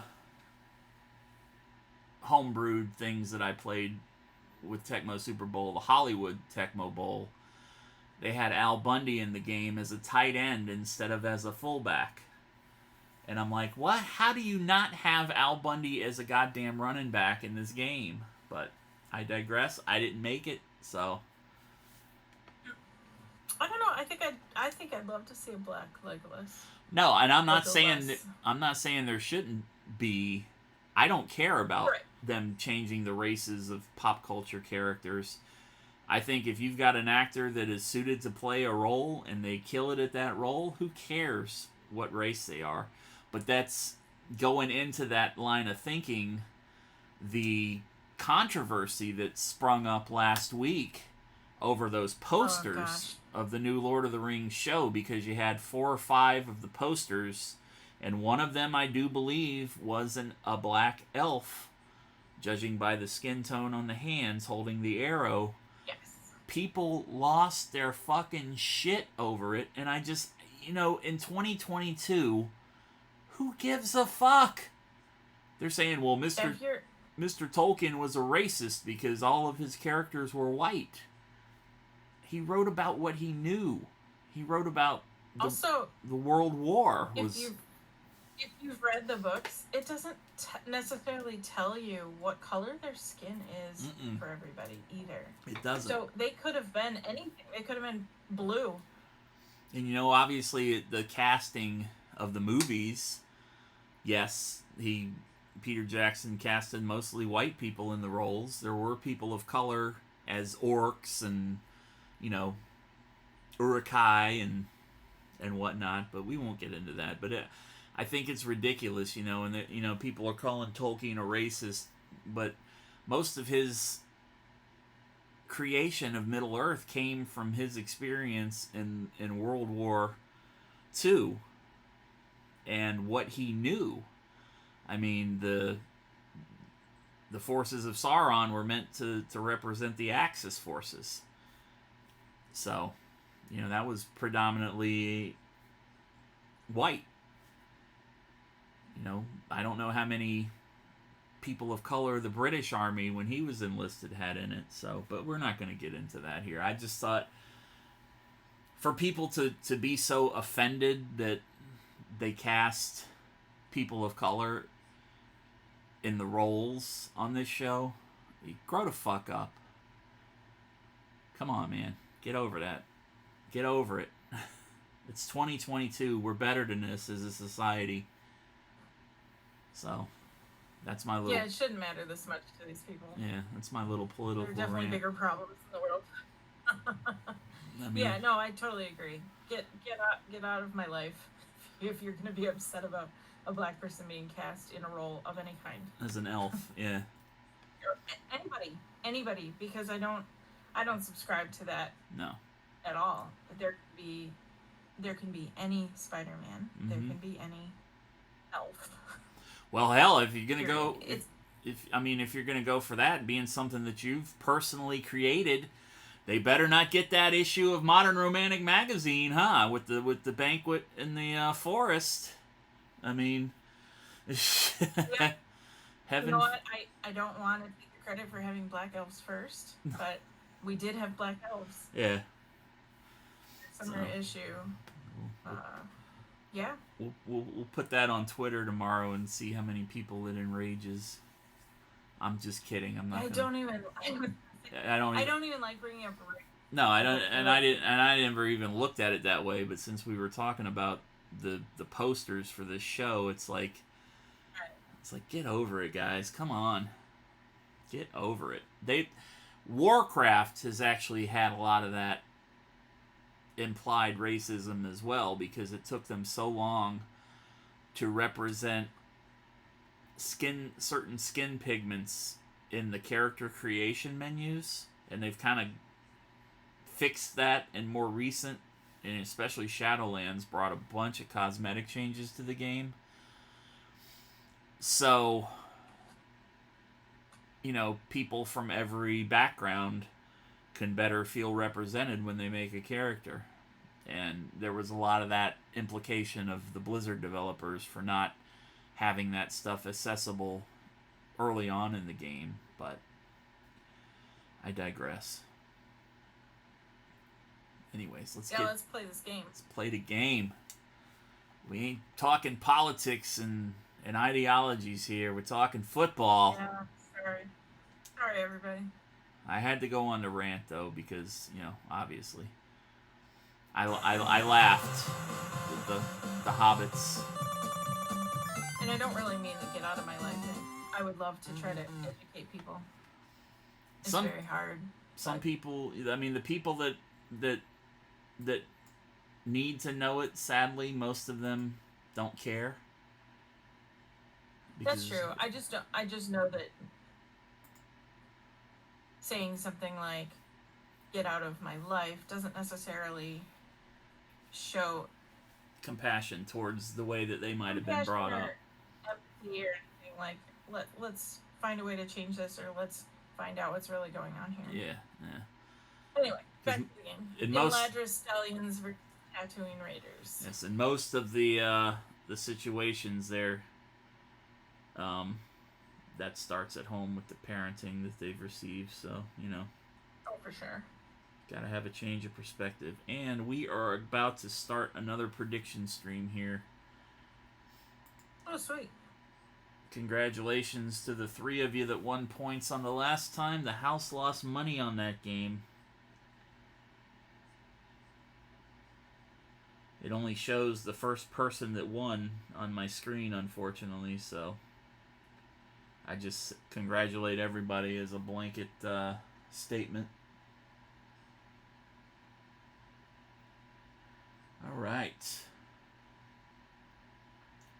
So are we going to win or are we going to lose with the Tolkien characters versus the George Lucas characters? We have won the coin toss and always going to receive Poe Dameron to kick off. Peregrine Took back to receive. You're a fool of a Took. Okay, we've got the peanut butter play as a base in his playbook here. I'm going to do three changes if you don't mind. I'll go for it. Do not like that play. So we'll go downfield with one. I like the one that gives me the options to hit the running backs and the tight end. We'll keep that one. We'll keep peanut butter play. I'm not a guy that likes the reverses.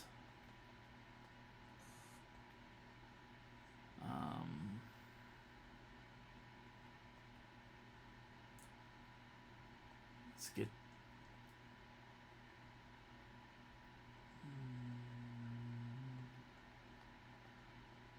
Okay, sweep. Fullback open, toss sweep, fake sweep.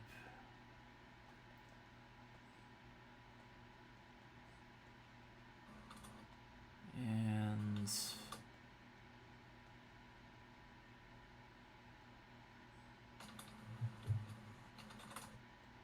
okay.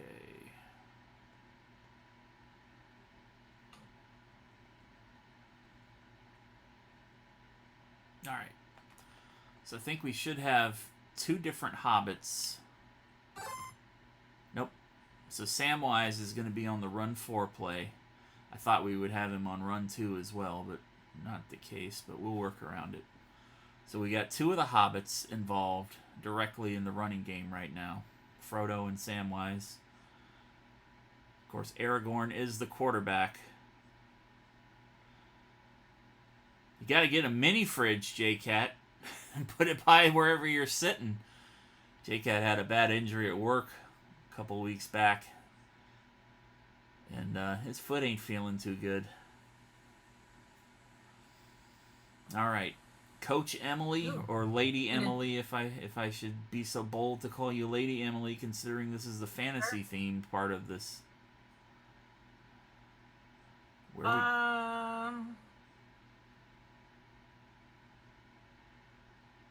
Let's go run 3. We don't know these players, so this is good. Yeah, it's Frodo Baggins. Frodo! What do you mean you don't know Frodo? I mean, I know Frodo. I don't know who plays football. Alright. Thank you, the game enjoyer. Alright, we are underway here. I'm gonna do some silly commentary. Frodo Baggins with the handoff. Frodo Baggins breaking out in front of the Tatooine Raiders defense for a big first down. About 35 yards on the gain. Lady Emily, excellent call to start things out. Is that too much? Alright. I mean, you sound like a dwarf. Dwarves sound Scottish. And Yes. that's what you did there. Yes. You can call me Jomley. Or Capley. Capley. Jomley. Jomley. Jomley. Jomley. Oh, why you gonna beat me in Tecmo Ball? Sorry. Dumb. We didn't even have a redemption for Sing a Song Badly. I sing at all times. I should have done that with, like, Into the West. Or what's that song that Mary sings? Or Pippin sings, rather? God. I haven't listened to it in so long. I won't do that. No. Sings. I'm all about it. You know, if it wasn't for the DMCA... Listen to this. Hold on a second. J-Cat got flagged by the fucking... Sorry about that, J-Cat. What is the name of that song? Pippin's song. The one who sings All Shall Fade. Yeah. All Shall Fade. Edge of Night. When, yeah, the edge of, when, what's his bucket is eating the tomatoes. Yeah. The steward of Gondor. Home is behind, the world ahead. I think that's how it went, right? Yeah, oh my gosh.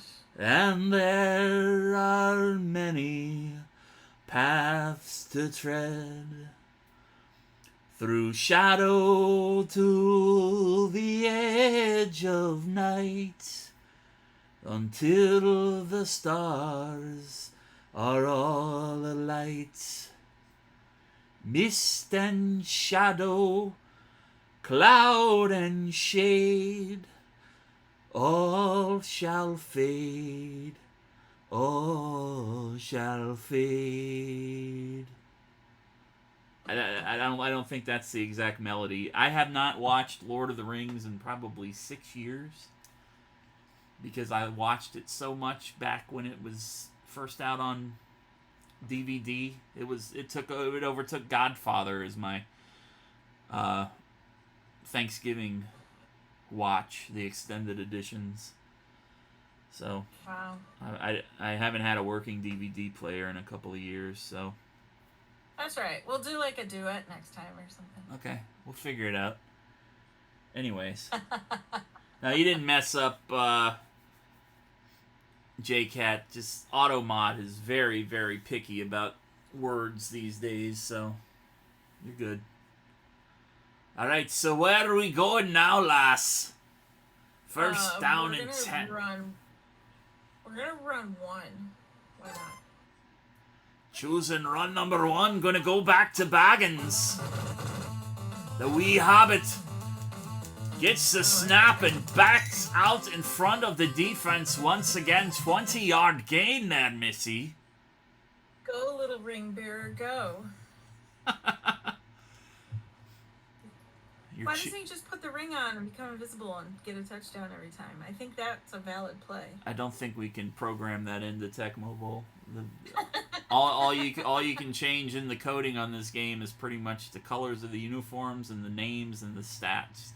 I don't think you can actually add an item upgrade for the players that makes them invisible, unfortunately. Dang. Somebody should be able to figure that out, though. It'd probably break the game.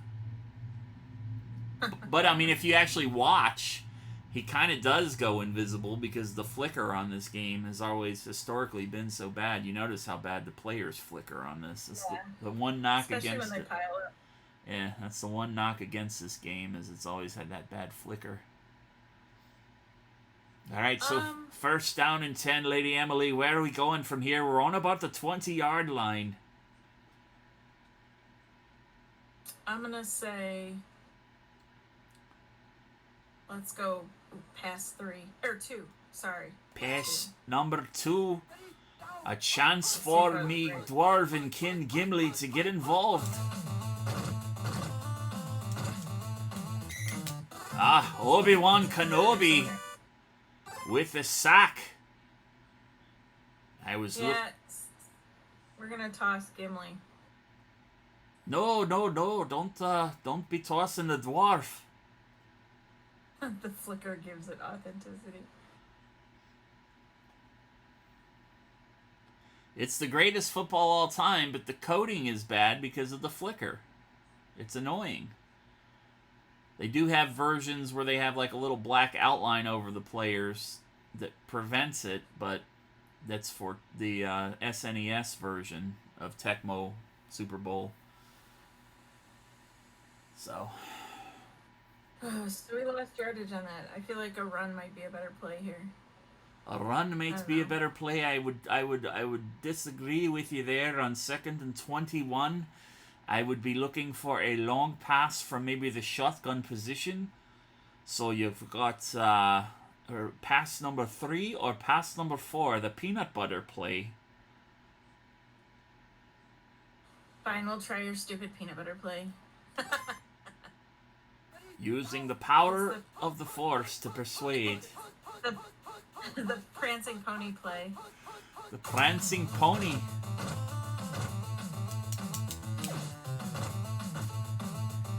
Makes the catch and fumbles. And the Raiders, Luke Skywalker with the recovery. Frodo Baggins fumbling the football. Your peanut butter play sucks. It wins games for me. I can't help it if it ain't helping you win. The Tatooine Raiders taking possession here on their own Whose side are you on? 15-yard line. Me? You're insulting my fucking play. Don't dare besmirch the mighty peanut butter play, goddammit. The prancing pony play. Okay. What have we got here? I don't even know. Well, we've got Darth Vader and Darth Sidious in the backfield. Yeah. Darth or Darth. We're probably going to run it, right? So we'll go... I'm going to guess that they're going to run... All right. Let's do run 2. Run number 2. Game Enjoyer's asking, why do we call it the peanut butter play? Oh, you missed the explanation. You missed the long explanation earlier, Game Enjoyer. Basically, it's an amalgamation of a line of dialogue from the movie Shakes the Clown and a story about a wrestler from the Tennessee wrestling territory. His foreign object that he used to carry to the ring, he called it his peanut butter that he would use to, whop somebody over the head and knock them out during the match when the ref wasn't looking. He always said, "That's my peanut butter." And I always loved the movie Shakes the Clown. LaWanda Page and Esther from Sanford and Son has the peanut butter pussy. Smooth, creamy, and easy to spread. So, the peanut butter play, if executed properly, smooth, creamy, and easy to spread the ball down the field. So that's how I got to calling it the peanut butter play, because I'm kind of fucking silly with remembering useless facts like what I just spewed out for the last 2 minutes. So you say run number 2, right? Yeah, it hasn't worked yet in this whole game every time we've tried it, so. It did work. It worked once. The touchdown that we scored the 21 points on was a peanut butter play to the bottom. Yeah, it was to the bottom receiver. It didn't go to the tight end. Oh, it was on a whole nother universe. We're in Middle Earth now. You're in Middle Earth. Capley, the dwarf, on commentary here. Lady Emily coaching us up. Currently 0-0 on the scoreboard. Ugh. The Stallions versus the Raiders. Let's go past 2. Pass number 2. Han Solo in at quarterback for the Raiders. Solo to Boba Fett. Boba Fett! That's an unlikely combination considering what Boba Fett did to Han Solo in Return of the Jedi. How these two got to working together, I do not know. I do not know. I'm sorry. Oh, it's funny. Terrible. Let's go past. I don't know. They're gonna run, aren't they? I don't know. They're in the middle of what are they doing? They're at the 50-yard line. 50-yard line, ideally, middle of the field is more passing territory, but I wouldn't rule out a run, especially on a first down. Yeah. I'm gonna say past 3 then. Boba Fett, the big ugly. How dare you talk about Boba Fett in such a way? I don't know if you're joking or not. That's Jabba the Hutt. But yeah. Boba Fett is Mandalorian. Boba Fett is the pale guy with the pointy ears that puts his fingers in the shape of a V and says, live long and prosper. Oh my gosh, do not believe that. All right, where are we going? Oh my god. Where are we going? I missed what even happened because I was reading about Boba Fett. I'm so sorry. Being the big ugly slug thing. They didn't get much ground. Let's go past 4. Pass number. Yeah, I think you were thinking Jabba the Hutt. Yeah, Jabba the Hutt's the big slug. I've actually got my original Jabba the Hutt figure up on top of my bookshelf here, collecting dust. One of only 2 Star Wars things I still have with the original Rancor monster. Darth Sidious, right up the middle, gets brought down from behind. Just in time. Boba Fett's a guy with like a green and black helmet with the cutout on the front is shaped like a T. Mm-hmm. He doesn't show his face much. He wears part of the Mandalorian religion is they don't take their helmets off. Unless you watch The Mandalorian on Disney, of course. And that should have had a spoiler alert, but here we are. Yeah. Yes. Sorry. I don't care. I'm not Megan. Ooh. Clip that. Send it to her right now. P3. Pass 3.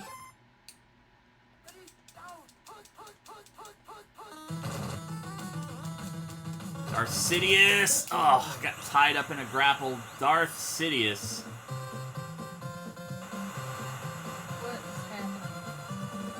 What's happening is we just got scored on, for fuck's sake. And I think we're using the Using the dark Should we call side. upon the Gladiator? They're using the dark Call side upon the of the Gladiator to force. just pick us up and carry us, fly us to the end. Touchdown. We shall see. Yes, Boba Fett is the bounty hunter. Yeah. Alright. Well, we're gonna run one. Run number 1 gonna be the play call here from Lady Emily. Coaching. For those of you with short memories, this is how the last game went too. They got a touchdown first. Oh, we gained like 3 inches. 1 yard gain on the play. It's a 1 yard. It's not 3 inches. It's 1 yard. Let's do run 3. Run number 3. 39 seconds left to go here in the first quarter. Run number 3. Frodo Baggins swerving and jiving through the defense to pick up a massive first down. Good call, Coach Emily. Yes. First down and 10. Where are we going from here? 18 seconds left in the first quarter. Let's pass it to Samwise and go run 4. Run number 4. Try it. We haven't done this yet. And Samwise gonna get stopped for a loss of 2 yards. Come on, Sam. Sam's a little fat fucker. He's not gonna make too much yardage, you know. Maybe he's busy with potatoes or something. Probably eating. You're right about that. Let's run 3. Run number 3, going back to Frodo. Fumbling Frodo, as we like to call him here. Fumbling on that pass. He fumbled the ball on the last possession. On the peanut butter play, you besmirched my peanut butter play because the fucking Hobbit couldn't hold on to the fucking ball.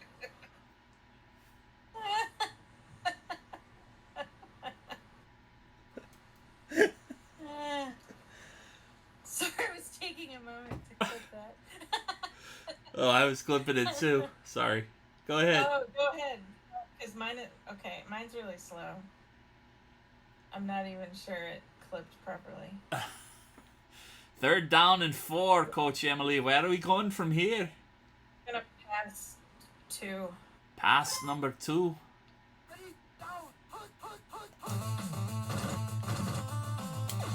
Going downfield to Graham. Graham at the 20-yard line.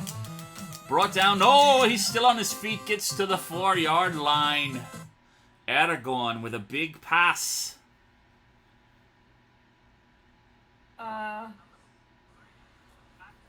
So I don't know. What did we do last time? Is it pass? You said something about passing from the shotgun. Well, 1st down and 4. I can't do that whole thing, man. 1st down and 4. We're inside the 5-yard line. This is ideal running territory. So, like a run number 2, a run number 4. Just straight up the heart of the defense. Probably would be ideal. Obviously, we did not do too well with running Sam up the middle before, but that doesn't mean that he's not going to be successful on future attempts. All right, let's do 2. Yeah, it just depends on. We're going to go 2. Did you say 2? Yeah. Okay. Yeah. Hand off to Frodo into the end zone, touchdown. And Frodo Baggins redeeming himself for fumbling earlier. Scoreboard, baby! God, it's so loud. I remember when Lord of the Rings movies actually looked in the theater. They came out with t-shirts and hats and all kinds of things. So Frodo lived. Frodo's alive after the whole spiel. Okay, repeat that because the music was so loud. Oh, sorry, it wasn't on my end. They had all these T-shirts and hats and stuff that came out that said Frodo lived, Frodo's alive, from the whole Shelob thing. I'm sorry, was repeat that. that? The music was too loud. I can't tell if you're joking or No, not. I'm joking that time. All right. Frodo lives. So first down.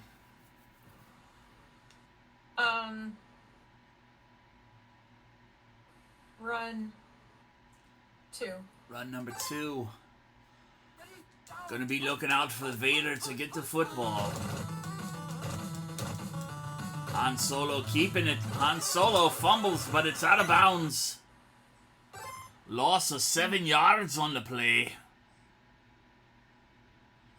Alright. Second down and 17.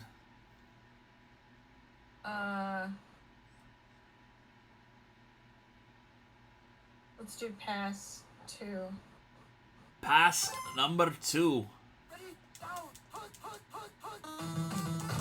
It's a blitz. And an incompletion. Third down, 17. Man. What are you manning about, woman? We're doing good. Yeah, it's just, I wasn't complaining. I was thinking about what play. Leave it to a woman to complain about something going right. Alright, look here. I'm doing that in character. I don't really believe that. Yeah, I don't know. Uh-oh, chat's yelling at me now, too. Game Enjoyer's gonna come down here and give me her once-over. Do it. Do it. I don't know. What do you think? Third down and 17, definitely an ideal passing situation. They don't have any shotgun plays in their playbook right now, though. A thrice over. If I don't learn some respect.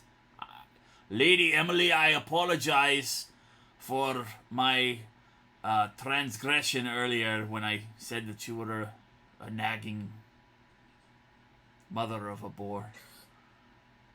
Oh, I didn't even hear that one. I didn't say that last part. I just made it up now. But they don't have, they don't have any shotgun plays in the playbook here. But that doesn't mean, they still can't make it under center. But I'm weirded out by pass number 1. Okay. It just looks like the most inefficient thing ever to me. But let's pick it because why not? Yeah, see, that's why I got rid of the forced rollout. That white line indicates that the quarterback has to complete that route before he throws the ball. Darth Maul makes the catch. And Maul brought down from behind after about a 30-yard gain. I like how they're running and then all of a sudden they go faster. Yeah. Well, that's just a cheating-ass computer. Cheating-ass computer. Is that what that stands for? Yes. I always wondered. I thought you were like just cackling like or being like a chicken like cack, cack, cack, cack. Well, you can't see the text underneath it because it's so small, but if you like do it up, if you click on the actual icon and it shows you the bigger version of it, you can see the words cheating a. Oh. Yeah, it's like blurred out because they wouldn't let me put ass as a word. I admit I didn't catch that. Yeah. Or know that you could even do such a thing. Cool. All right. I'm gonna still go with the chicken thing. No, it's a cack sucker play. Cheating ass computer. Cack. All right, let's go past 3. Pass number 3, first down and 10 for the Tatooine Raiders. Oh, I'm sorry. First down and 10 for the Tatooine Raiders. The Mladris Stallions not doing too good on defense. Darth Vader breaking away. And Dark Darth... was running a lot.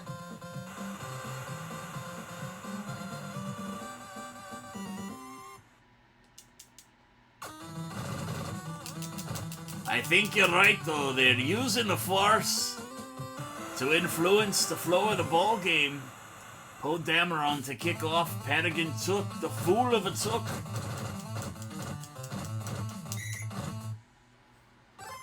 Speaking of... Somebody take the Palantir away from him. Speaking of fool of a took with Gandalf, did you see Ian McKellen's Instagram post earlier? Apparently there's been a man and a woman, and maybe possibly two men and a woman over there in the UK that have been scamming people out of money, saying they represent him doing merchandise signings.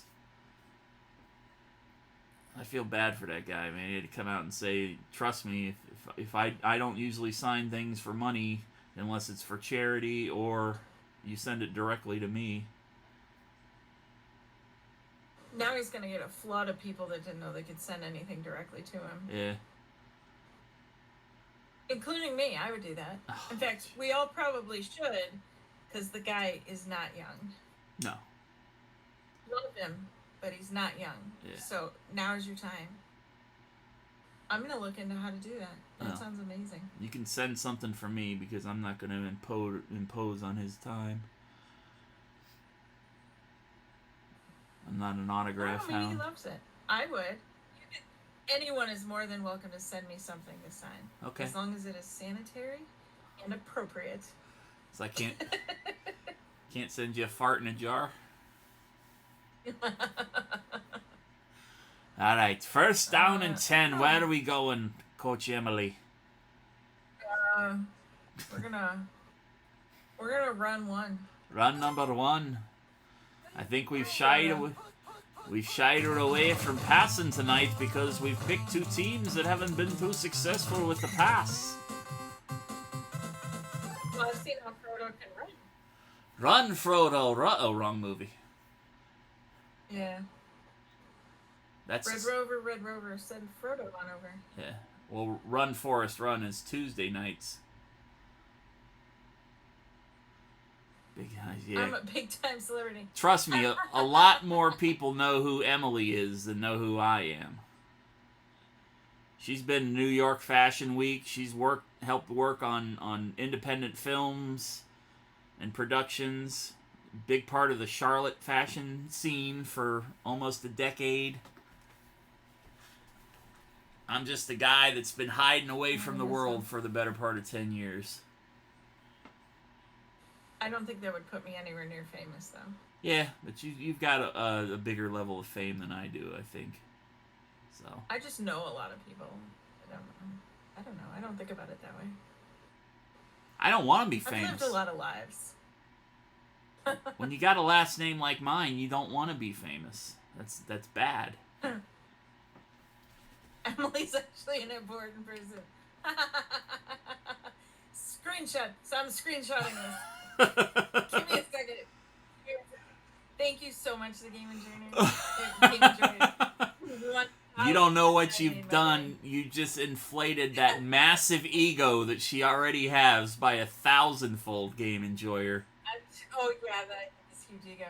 That's gonna be definitely posting. She's posting that on Facebook right now. I guarantee it.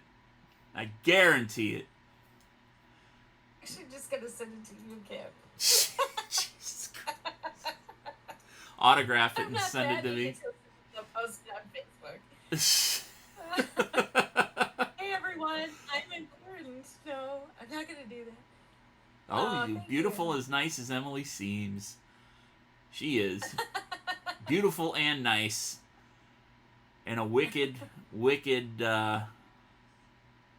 sense of humor. Thanks. I don't know about that. Oh, But yeah, come I on. should. You've got a wicked sense of humor, trust me. I try. Oh. All right, J-Cat, you take care. Remember, just order a mini fridge off of Amazon. You can get one for like $50. Keep it by your chair or the couch. That way you're not up and down as much. Do you have a mini fridge, Ken? I have a mini fridge on my bookshelf here. It's got 3 waters and a thing of mustard in it right now. Do you, dare I ask, do you drink the mustard? No, I put the mustard in there the other night because I had a big plate of mini corn dogs that I got like back before Christmas. I had them in the freezer. I had the rest of the corn dogs, and you gotta have mustard on corn dogs. So I just didn't.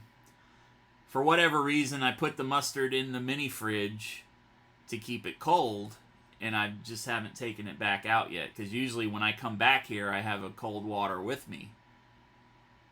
So I rarely go through more than 1 or 2 waters during a stream. But I have more. What's a D&D mini? I'm sorry, I interrupted. D&D minis fridge. Why is J-Cat wanting to put his D&D minis in a fridge? Oh, I don't know. What's a D&D mini? Dungeons and Dragon minis, maybe? Little figurines. Oh. I didn't think about figurines. Yeah. It's like, sorry. Okay, what are we doing? First down and 10. Let's do run 3. Run number 3. Gonna give the rock to Frodo. Frodo Baggins. Very successful against the Sith or Jedi offense. I can't talk to save me life. Let's go. And the Stallions score again. Galadriel with the kick. 14-14 here in the second quarter. 48 seconds on the clock. Galadriel kicking off. Whoever the returner is does not have a name, apparently. There's the invisible player you've been wanting. See, I knew it. That is weird he doesn't have a name. I hadn't noticed if he had the name in the previous times we've kicked off. Alright, 6 seconds to go here. One stop will probably send us to halftime. And they will get the ball back, I believe, after the half. I figured you were joking with Game Enjoyer. Sorry. I'm going to say we're going to pass 3. Pass number 3.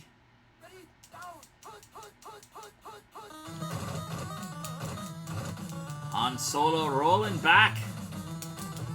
And incomplete pass, and we go to the half. Those cheerleaders don't look like they're from Middle-earth or from Tatooine. No, they don't. Galadriel Maybe to... they're from Tatooine. Tatooine cheerleader. All right. Are you caught up? Are you caught up on the Book of Boba Fett? Did you watch all of it? Yeah, I watched the last episode this morning before I went to bed. Okay. Or last night before I went to bed, which was in the morning, like 2, 3 o'clock. Let's go run 1. Run number 1. Gonna watch out for Vader again.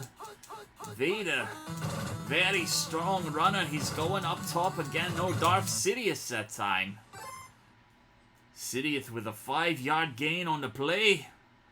Second down and 5 for the Raiders.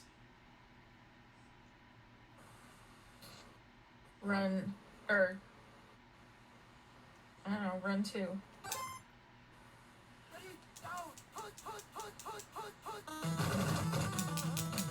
Darth Sidious right up the heart of the defense. It was run number 4 on that one. Sounds so ridiculous right now, I know. Let's do run 1.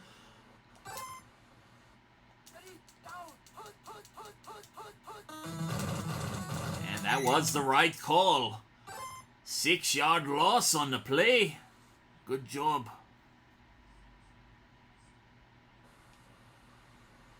Second down and 16 for the Raiders. Could probably be setting up a pass, but we've also got to beware of a run number 3. I think if Let's go pack.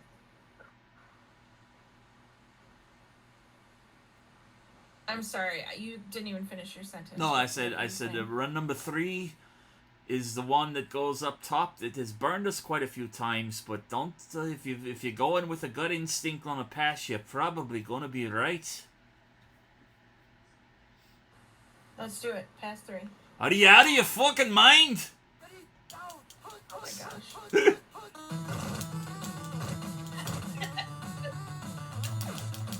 Solo. That was pass number 1. That was the rollout. Only got Fighting. 10 yards on that play. Third down and 7. Alright. Still a long way away from the first down, however.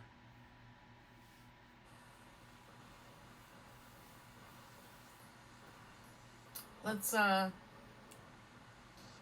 run 2. Run number 2.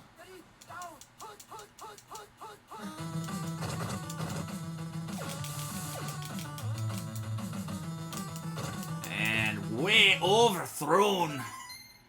Forcing the punt. Good call.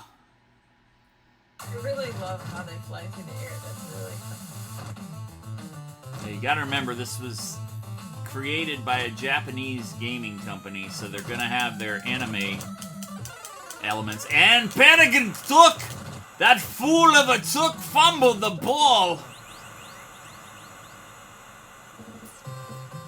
Chewy Baka with the reception and the run back into the end zone. These fucking hobbits.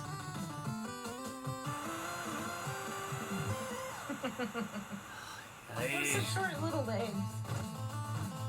Pentagon took again. I don't know if I trust this little bastard. Fly, you fool! Oh no, now I'm gonna start crying.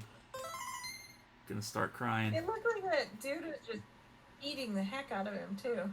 Like they don't attack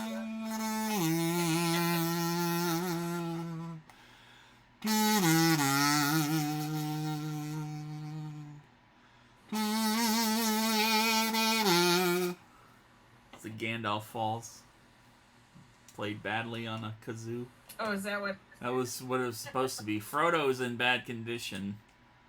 So we're probably going to want to pull him. Bear in one hand, also in bad condition. Yeah, let's fix that. I don't know who Michael Young is. That's got to be a joke that I don't get somehow, apparently. Michael Young just doesn't seem like a name you would find in Middle Earth. Alright, so we got Brandy Buck or Took. Well, Took is also, that's why he fumbled. He's in bad condition. So let's bring in Mary, unless you want to make Sam the primary running back. I do not want to make Sam the primary anything. Okay. I like Sam and all, but... No, I'm just kidding. He screwed up once, and I'm not Oh my God. forgiving him for Frodo's screwed up once too, but he's scored. that. Yeah. He was injured. That's why we're dropping him. Or not injured. He was in bad condition. I don't know if that's the same thing or not. Yeah, well, he has a higher propensity to get injured and knocked out of the game completely in bad condition. Not to mention the increase in chance of fumbling. So, definitely wise to make... Yeah, we were running him a lot. Yeah. His little short legs. Alright, so we've got Mary Brandybuck in the game now.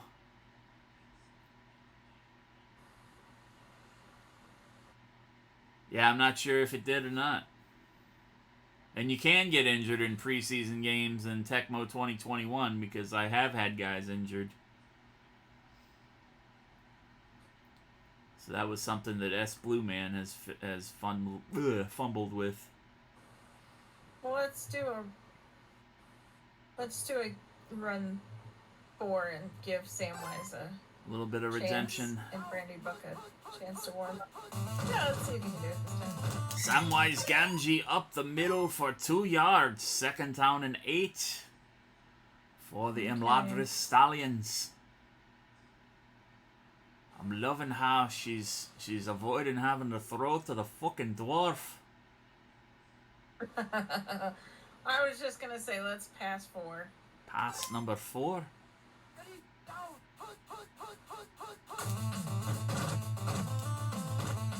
Peanut butter play call down to Gimli.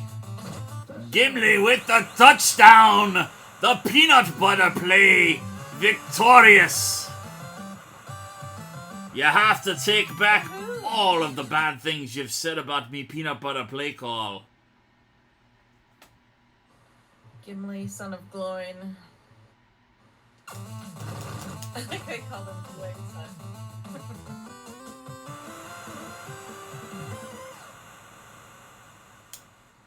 I wish I knew how to mod games like this. I would totally make teams of different casts and have them play each other. It'd be fun.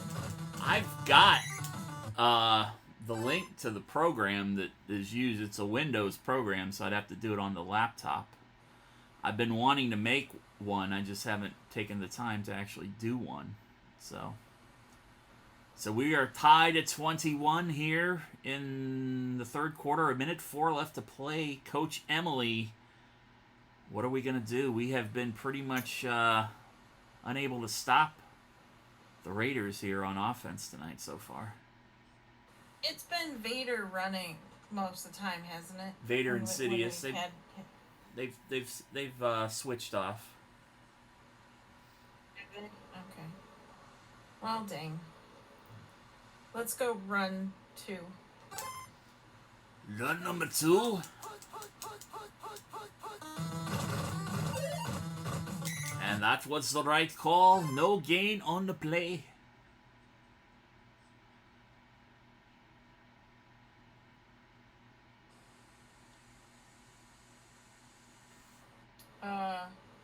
Run 1. Run number 1. Second down and 10 for the Tatooine Raiders.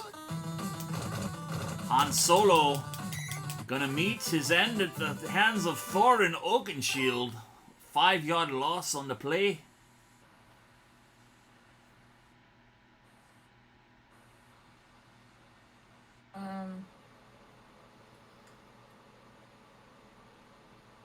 Run 4. Run number 4. I don't know. You think they're gonna pass? I don't know. Just do run 4. It's fine. It is a run. And we stopped them 4th and 9. They got a few yards, but they're going to be forced to punt. Chewy Baca, the punter. Mary Brandy Buck in for Peregrine Took. And we go to the fourth quarter with a 21-21 tie. Coach Emily, where are we going from here? We're on about the 40-yard line. Let's try that prancing pony play again. The prancing pony. Are you laughing? Yeah, I'm laughing at just my utter failure at keeping that accent. It's pretty funny. We're going to Gloinson again. The dwarf with the prancing pony play. Very successful. First down and 10 inside the 20-yard line.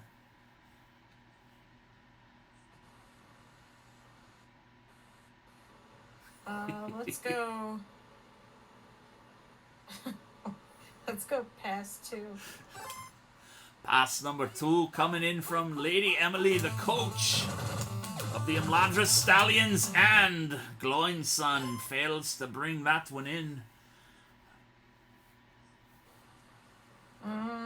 Run 3. Run number 3. Not 1, not 2, but 3. Brandy Buck with the pitch. Brandy Buck across the goal line into the end zone. Touchdown, Stallions. Oh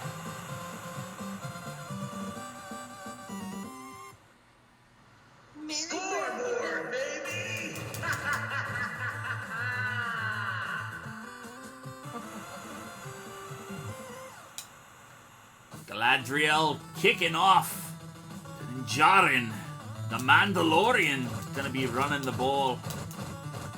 I don't know why it wasn't showing his name before, but that's who the kick returner is. Oh, is that who that was? The one that didn't show up? Yes. Didn't Jaren? Okay, I don't like defense. I'm gonna go run 2. Run number 2.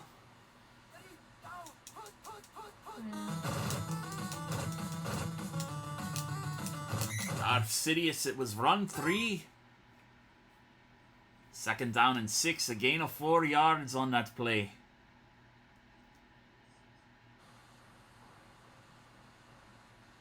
Run 1. Run number 1.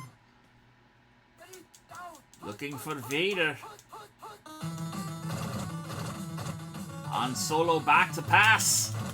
Hits Grand Moff Tarkin over the middle for a big first down.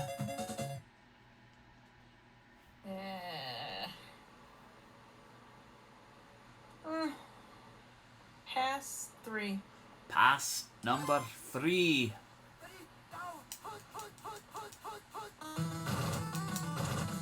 It's a run number 3. But actually a run number 1. Vader burning I us. think with them running out. My problem is I always get stuck in a grapple trying to take an angle on those guys.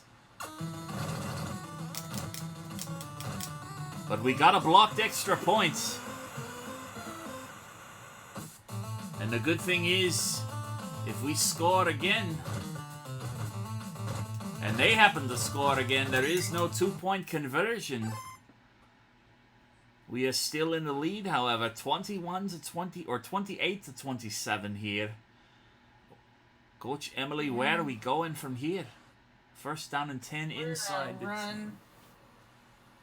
Run 3. Run number 3.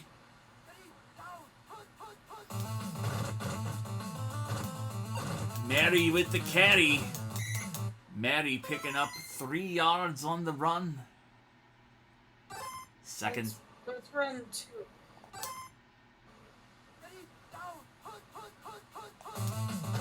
And they're gonna smoke us out on that one. I'm gonna look at the injuries. Frodo still in bad condition there.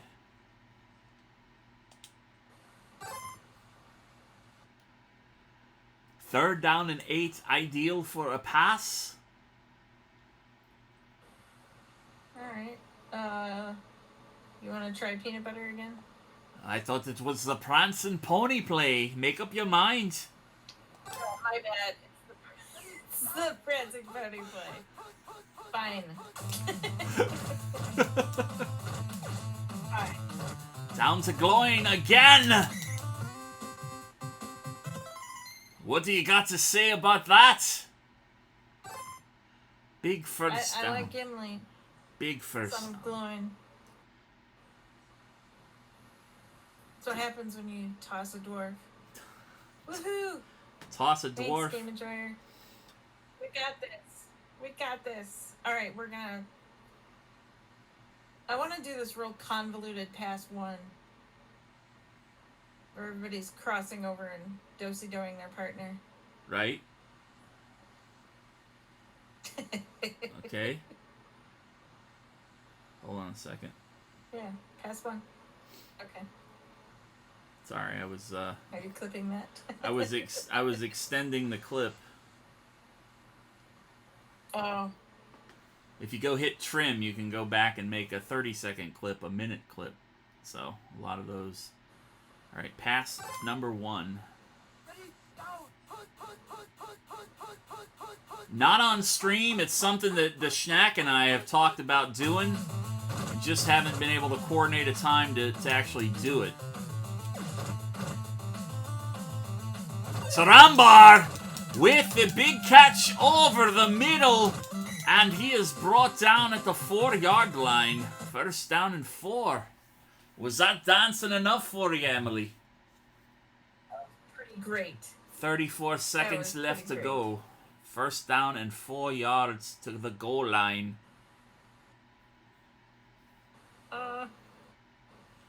But game I don't enjoy. know. What do you think here? Good place for a run.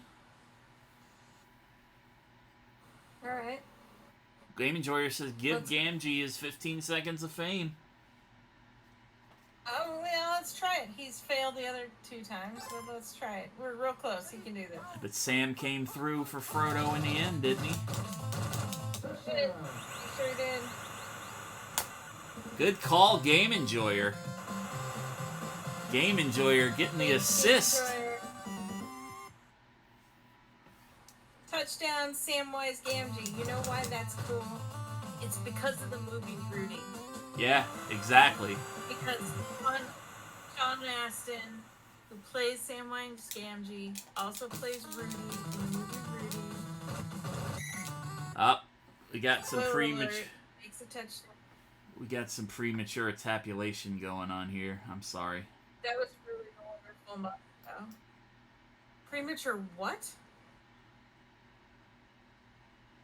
You see, ladies and gentlemen, as a man aged 47, almost 48 years here in a couple weeks, I have a problem with premature ejaculation. Sometimes I get so excited after I make a big play on a kickoff that's ensuing after said play, you will hear me like that just out of force of habit. And a lot of times, I don't mean to do it, but I do it anyways. And it results in a premature ejaculation onside kick or a failed punt attempt to where I get a very shallow punt.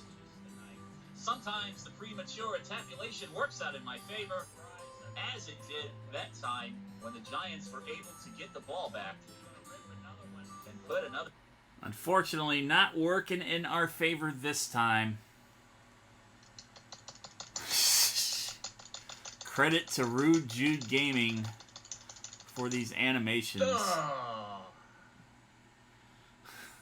I'm sure that's exactly what you wanted to hear, right, Emily? With your headphones on. She's speechless. Yeah, thanks. It was the animation of you as a giant thumb. Yeah, that's the funny thing. It's the innuendo. Yeah, I get it. I get it. So is there 17 seconds left in the game? Yes. They can, if they score a touchdown, they cannot win regardless. Because they missed that extra point on their last score. And there are no 2-point conversions in this game. Well, what do you think they would do? Would they pass or run? They're at the 50-yard line-ish. So I'm thinking they can do a pass. Okay, I'm gonna say pass 3. Okay. I feel like pass 3 kind of is okay for any pass because it just sends guys. Yeah. And we got an interception. Eowyn with the game-saving interception that wasn't really a game-saver because, like I said, they weren't going to win. All right, so that's 2-0 for us tonight on the stream. Should have been. And also, Eowyn saved the. That's amazing. Yeah. That is. We couldn't have planned that better. Not only did Samwise Gamgee make a touchdown, but Eowyn won the last play for us. Eowyn made the save, similar to the way that she picked up and carried with every ounce of her will to defeat the forces of Sauron. I upon the am no field. man. Yay! Let's see. Go Team Emily. Emily, I told you it would be maximum about 2.5 hours. We've gone 3 hours tonight. I am not going to waste any more of your time. I really appreciate you for being here. It was fun, man. I appreciate it, and thanks for having me on. It was great. I had so much fun,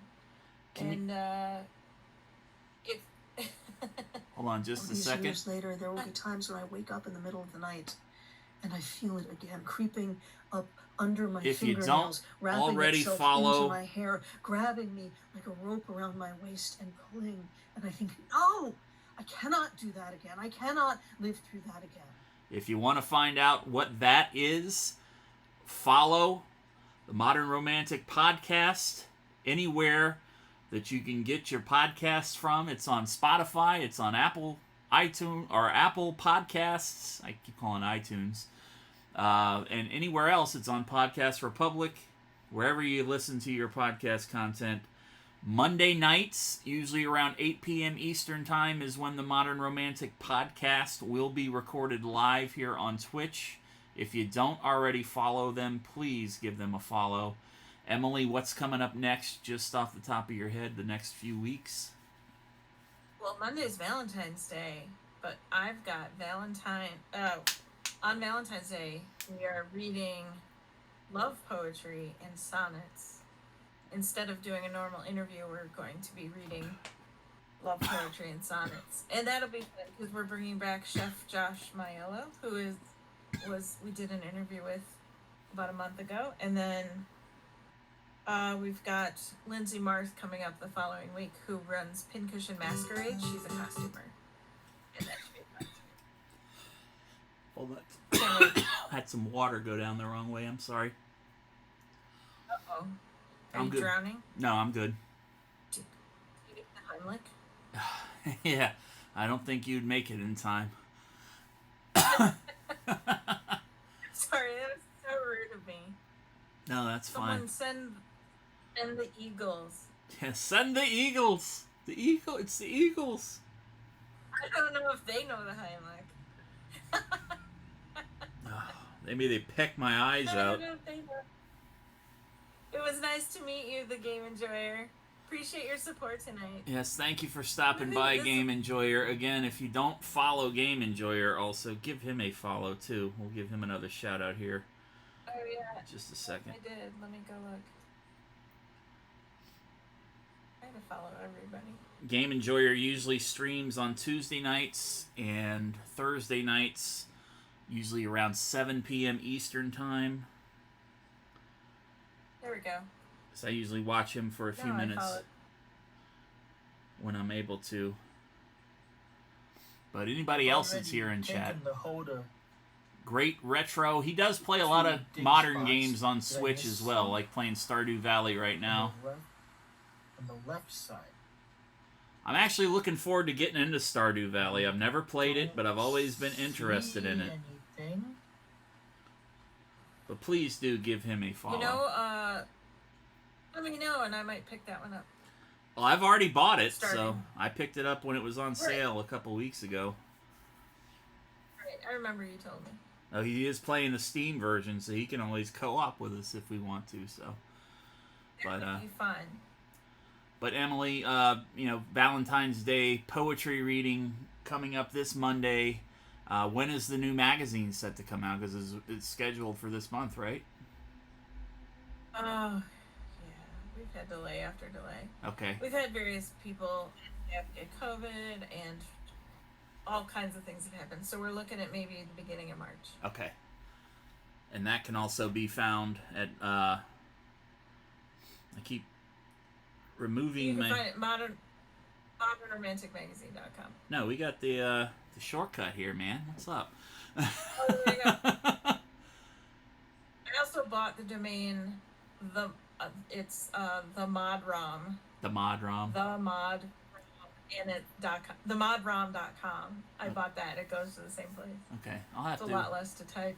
Yeah, I'll have to fix that on the Nightbot. I just You remembered... can't- Yeah. I just remembered to fix the URL for the Twitch channel tonight before we went live, so... But, alright, so we've got Valentine's Day with Modern Romantic next Monday night, reading poetry. If you like that sort of thing, even if you don't like it, if you know somebody that does, please tell them about the Modern Romantic channel here on Twitch and about the podcast. The week after that, what do you got coming up? Lindsay Marth, who is a costumer at Pincushion Masquerade. She makes costumes for an embroidery mostly for historical reenactment, but one thing she makes that's particularly interesting is she makes pockets that are made to be worn with any costume. It's a very interesting thing that not many people know exist, since most costumes don't come with pockets. Yeah. And it's something that it's probably a lot handy too, with being able to conceal things that don't need to be in the way of the filming, so or the theater production. Yeah. Yeah. She's very creative, and I think she'll be a really good guest. And then I think the 27th would be the Monday after that. 28th we've got Kathy Herwald, who is from Good Measure Pressed Down Bakery.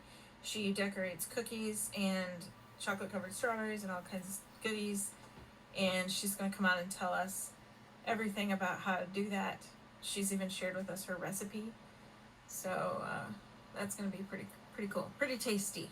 So there you have it, folks. You got poetry, you've got fashion, and you've got cooking, back to back to back, all things in the modern romantic sphere.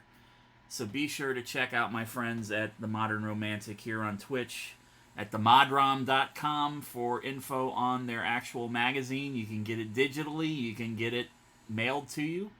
If you like to hold magazines while you read them, there's an option for you. Again, Emily, thank you for your time tonight, my friend. It was fun. Sorry it went a little bit longer than we usually do, but no, it's okay. Hopefully we entertained the people that were watching us. Thank you, everybody who has been with us tonight. I'm going to send a raid over. I'm going to ask you to hang out just another minute. We're going to send a raid over to the Haunted Castle, if it lets me.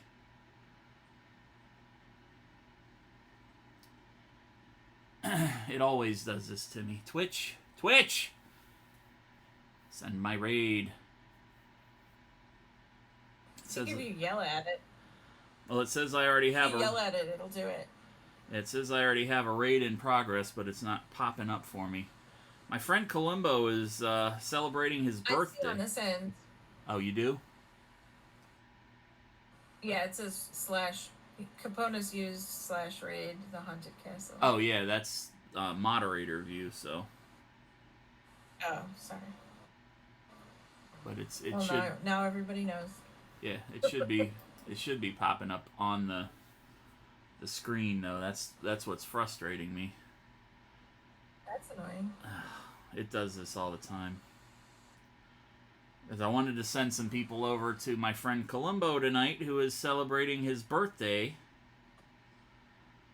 And he's doing a subathon on Twitch.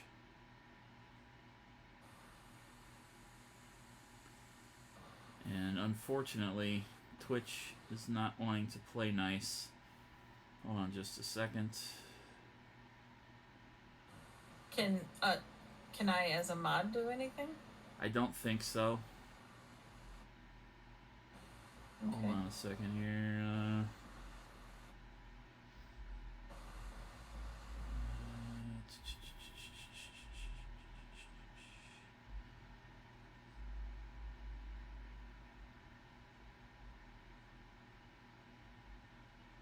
Sometimes if you just wait a few seconds, it will pop up, but that doesn't seem to be the. Do you have a prediction to close? That shouldn't matter either, but yes, I do. We do. 5 people winning points tonight. Thanks for reminding me. I always forget that. Woohoo!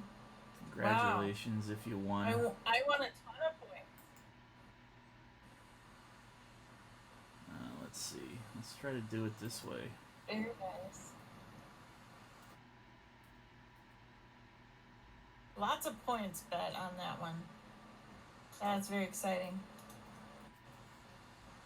Alright. Very exciting.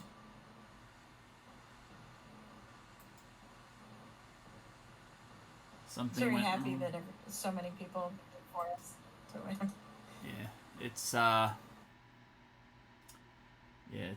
telling me that even in the stream manager. Damn it. The best laid plans, man. I swear to God. I actually want to send the raid proper because it's the easy way to do it, and it makes people feel nice that we think of them.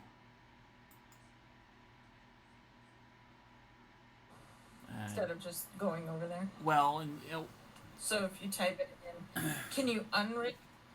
that's what I was trying to do, and it's not letting me.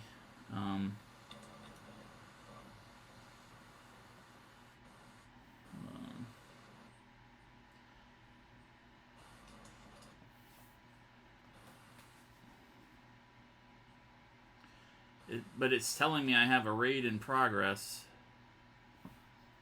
but I don't. I don't. That's the thing.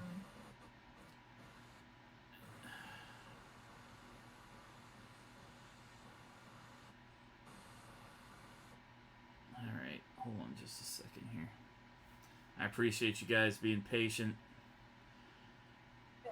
If you don't,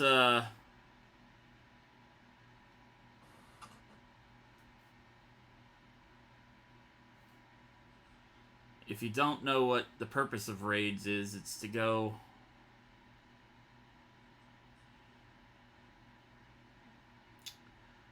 I'm trying to look this up at the same time. Sometimes it'll just go, but... Yeah. On raid, on host. That doesn't work. I think most of the people in the chat here probably know what a raid is. Yeah, but some people like to, when they hear that somebody's going offline, they like to leave. And I'm just, you know, it's a couple extra seconds. Yeah, I noticed the numbers. Yeah. Yeah, it's a The couple numbers drop dramatic. extra seconds when, and it gives you more channel points. You get like 250 or 350 channel points. There we go. Finally! Cool. We're going over... One day, if I ever am famous, I will totally raid with thousands of people. That would be so cool. Columbo is celebrating his birthday with a subathon. I'm not asking you to sub to him, but when we go over there, could you please wish him a happy birthday? He's been going since 8 o'clock this morning Pacific time. Holy cow. Take care, everybody. I'll be back tomorrow night for more Final Fantasy V, Final Fantasy Friday. Emily, say goodnight. Bye, everyone. Thank you. Oh, you were Good night. supposed to say goodnight, Emily. Oh, good night, Emily. I set that up wrong. Oh, you fucking tooks. I swear. Take care, everybody. All right.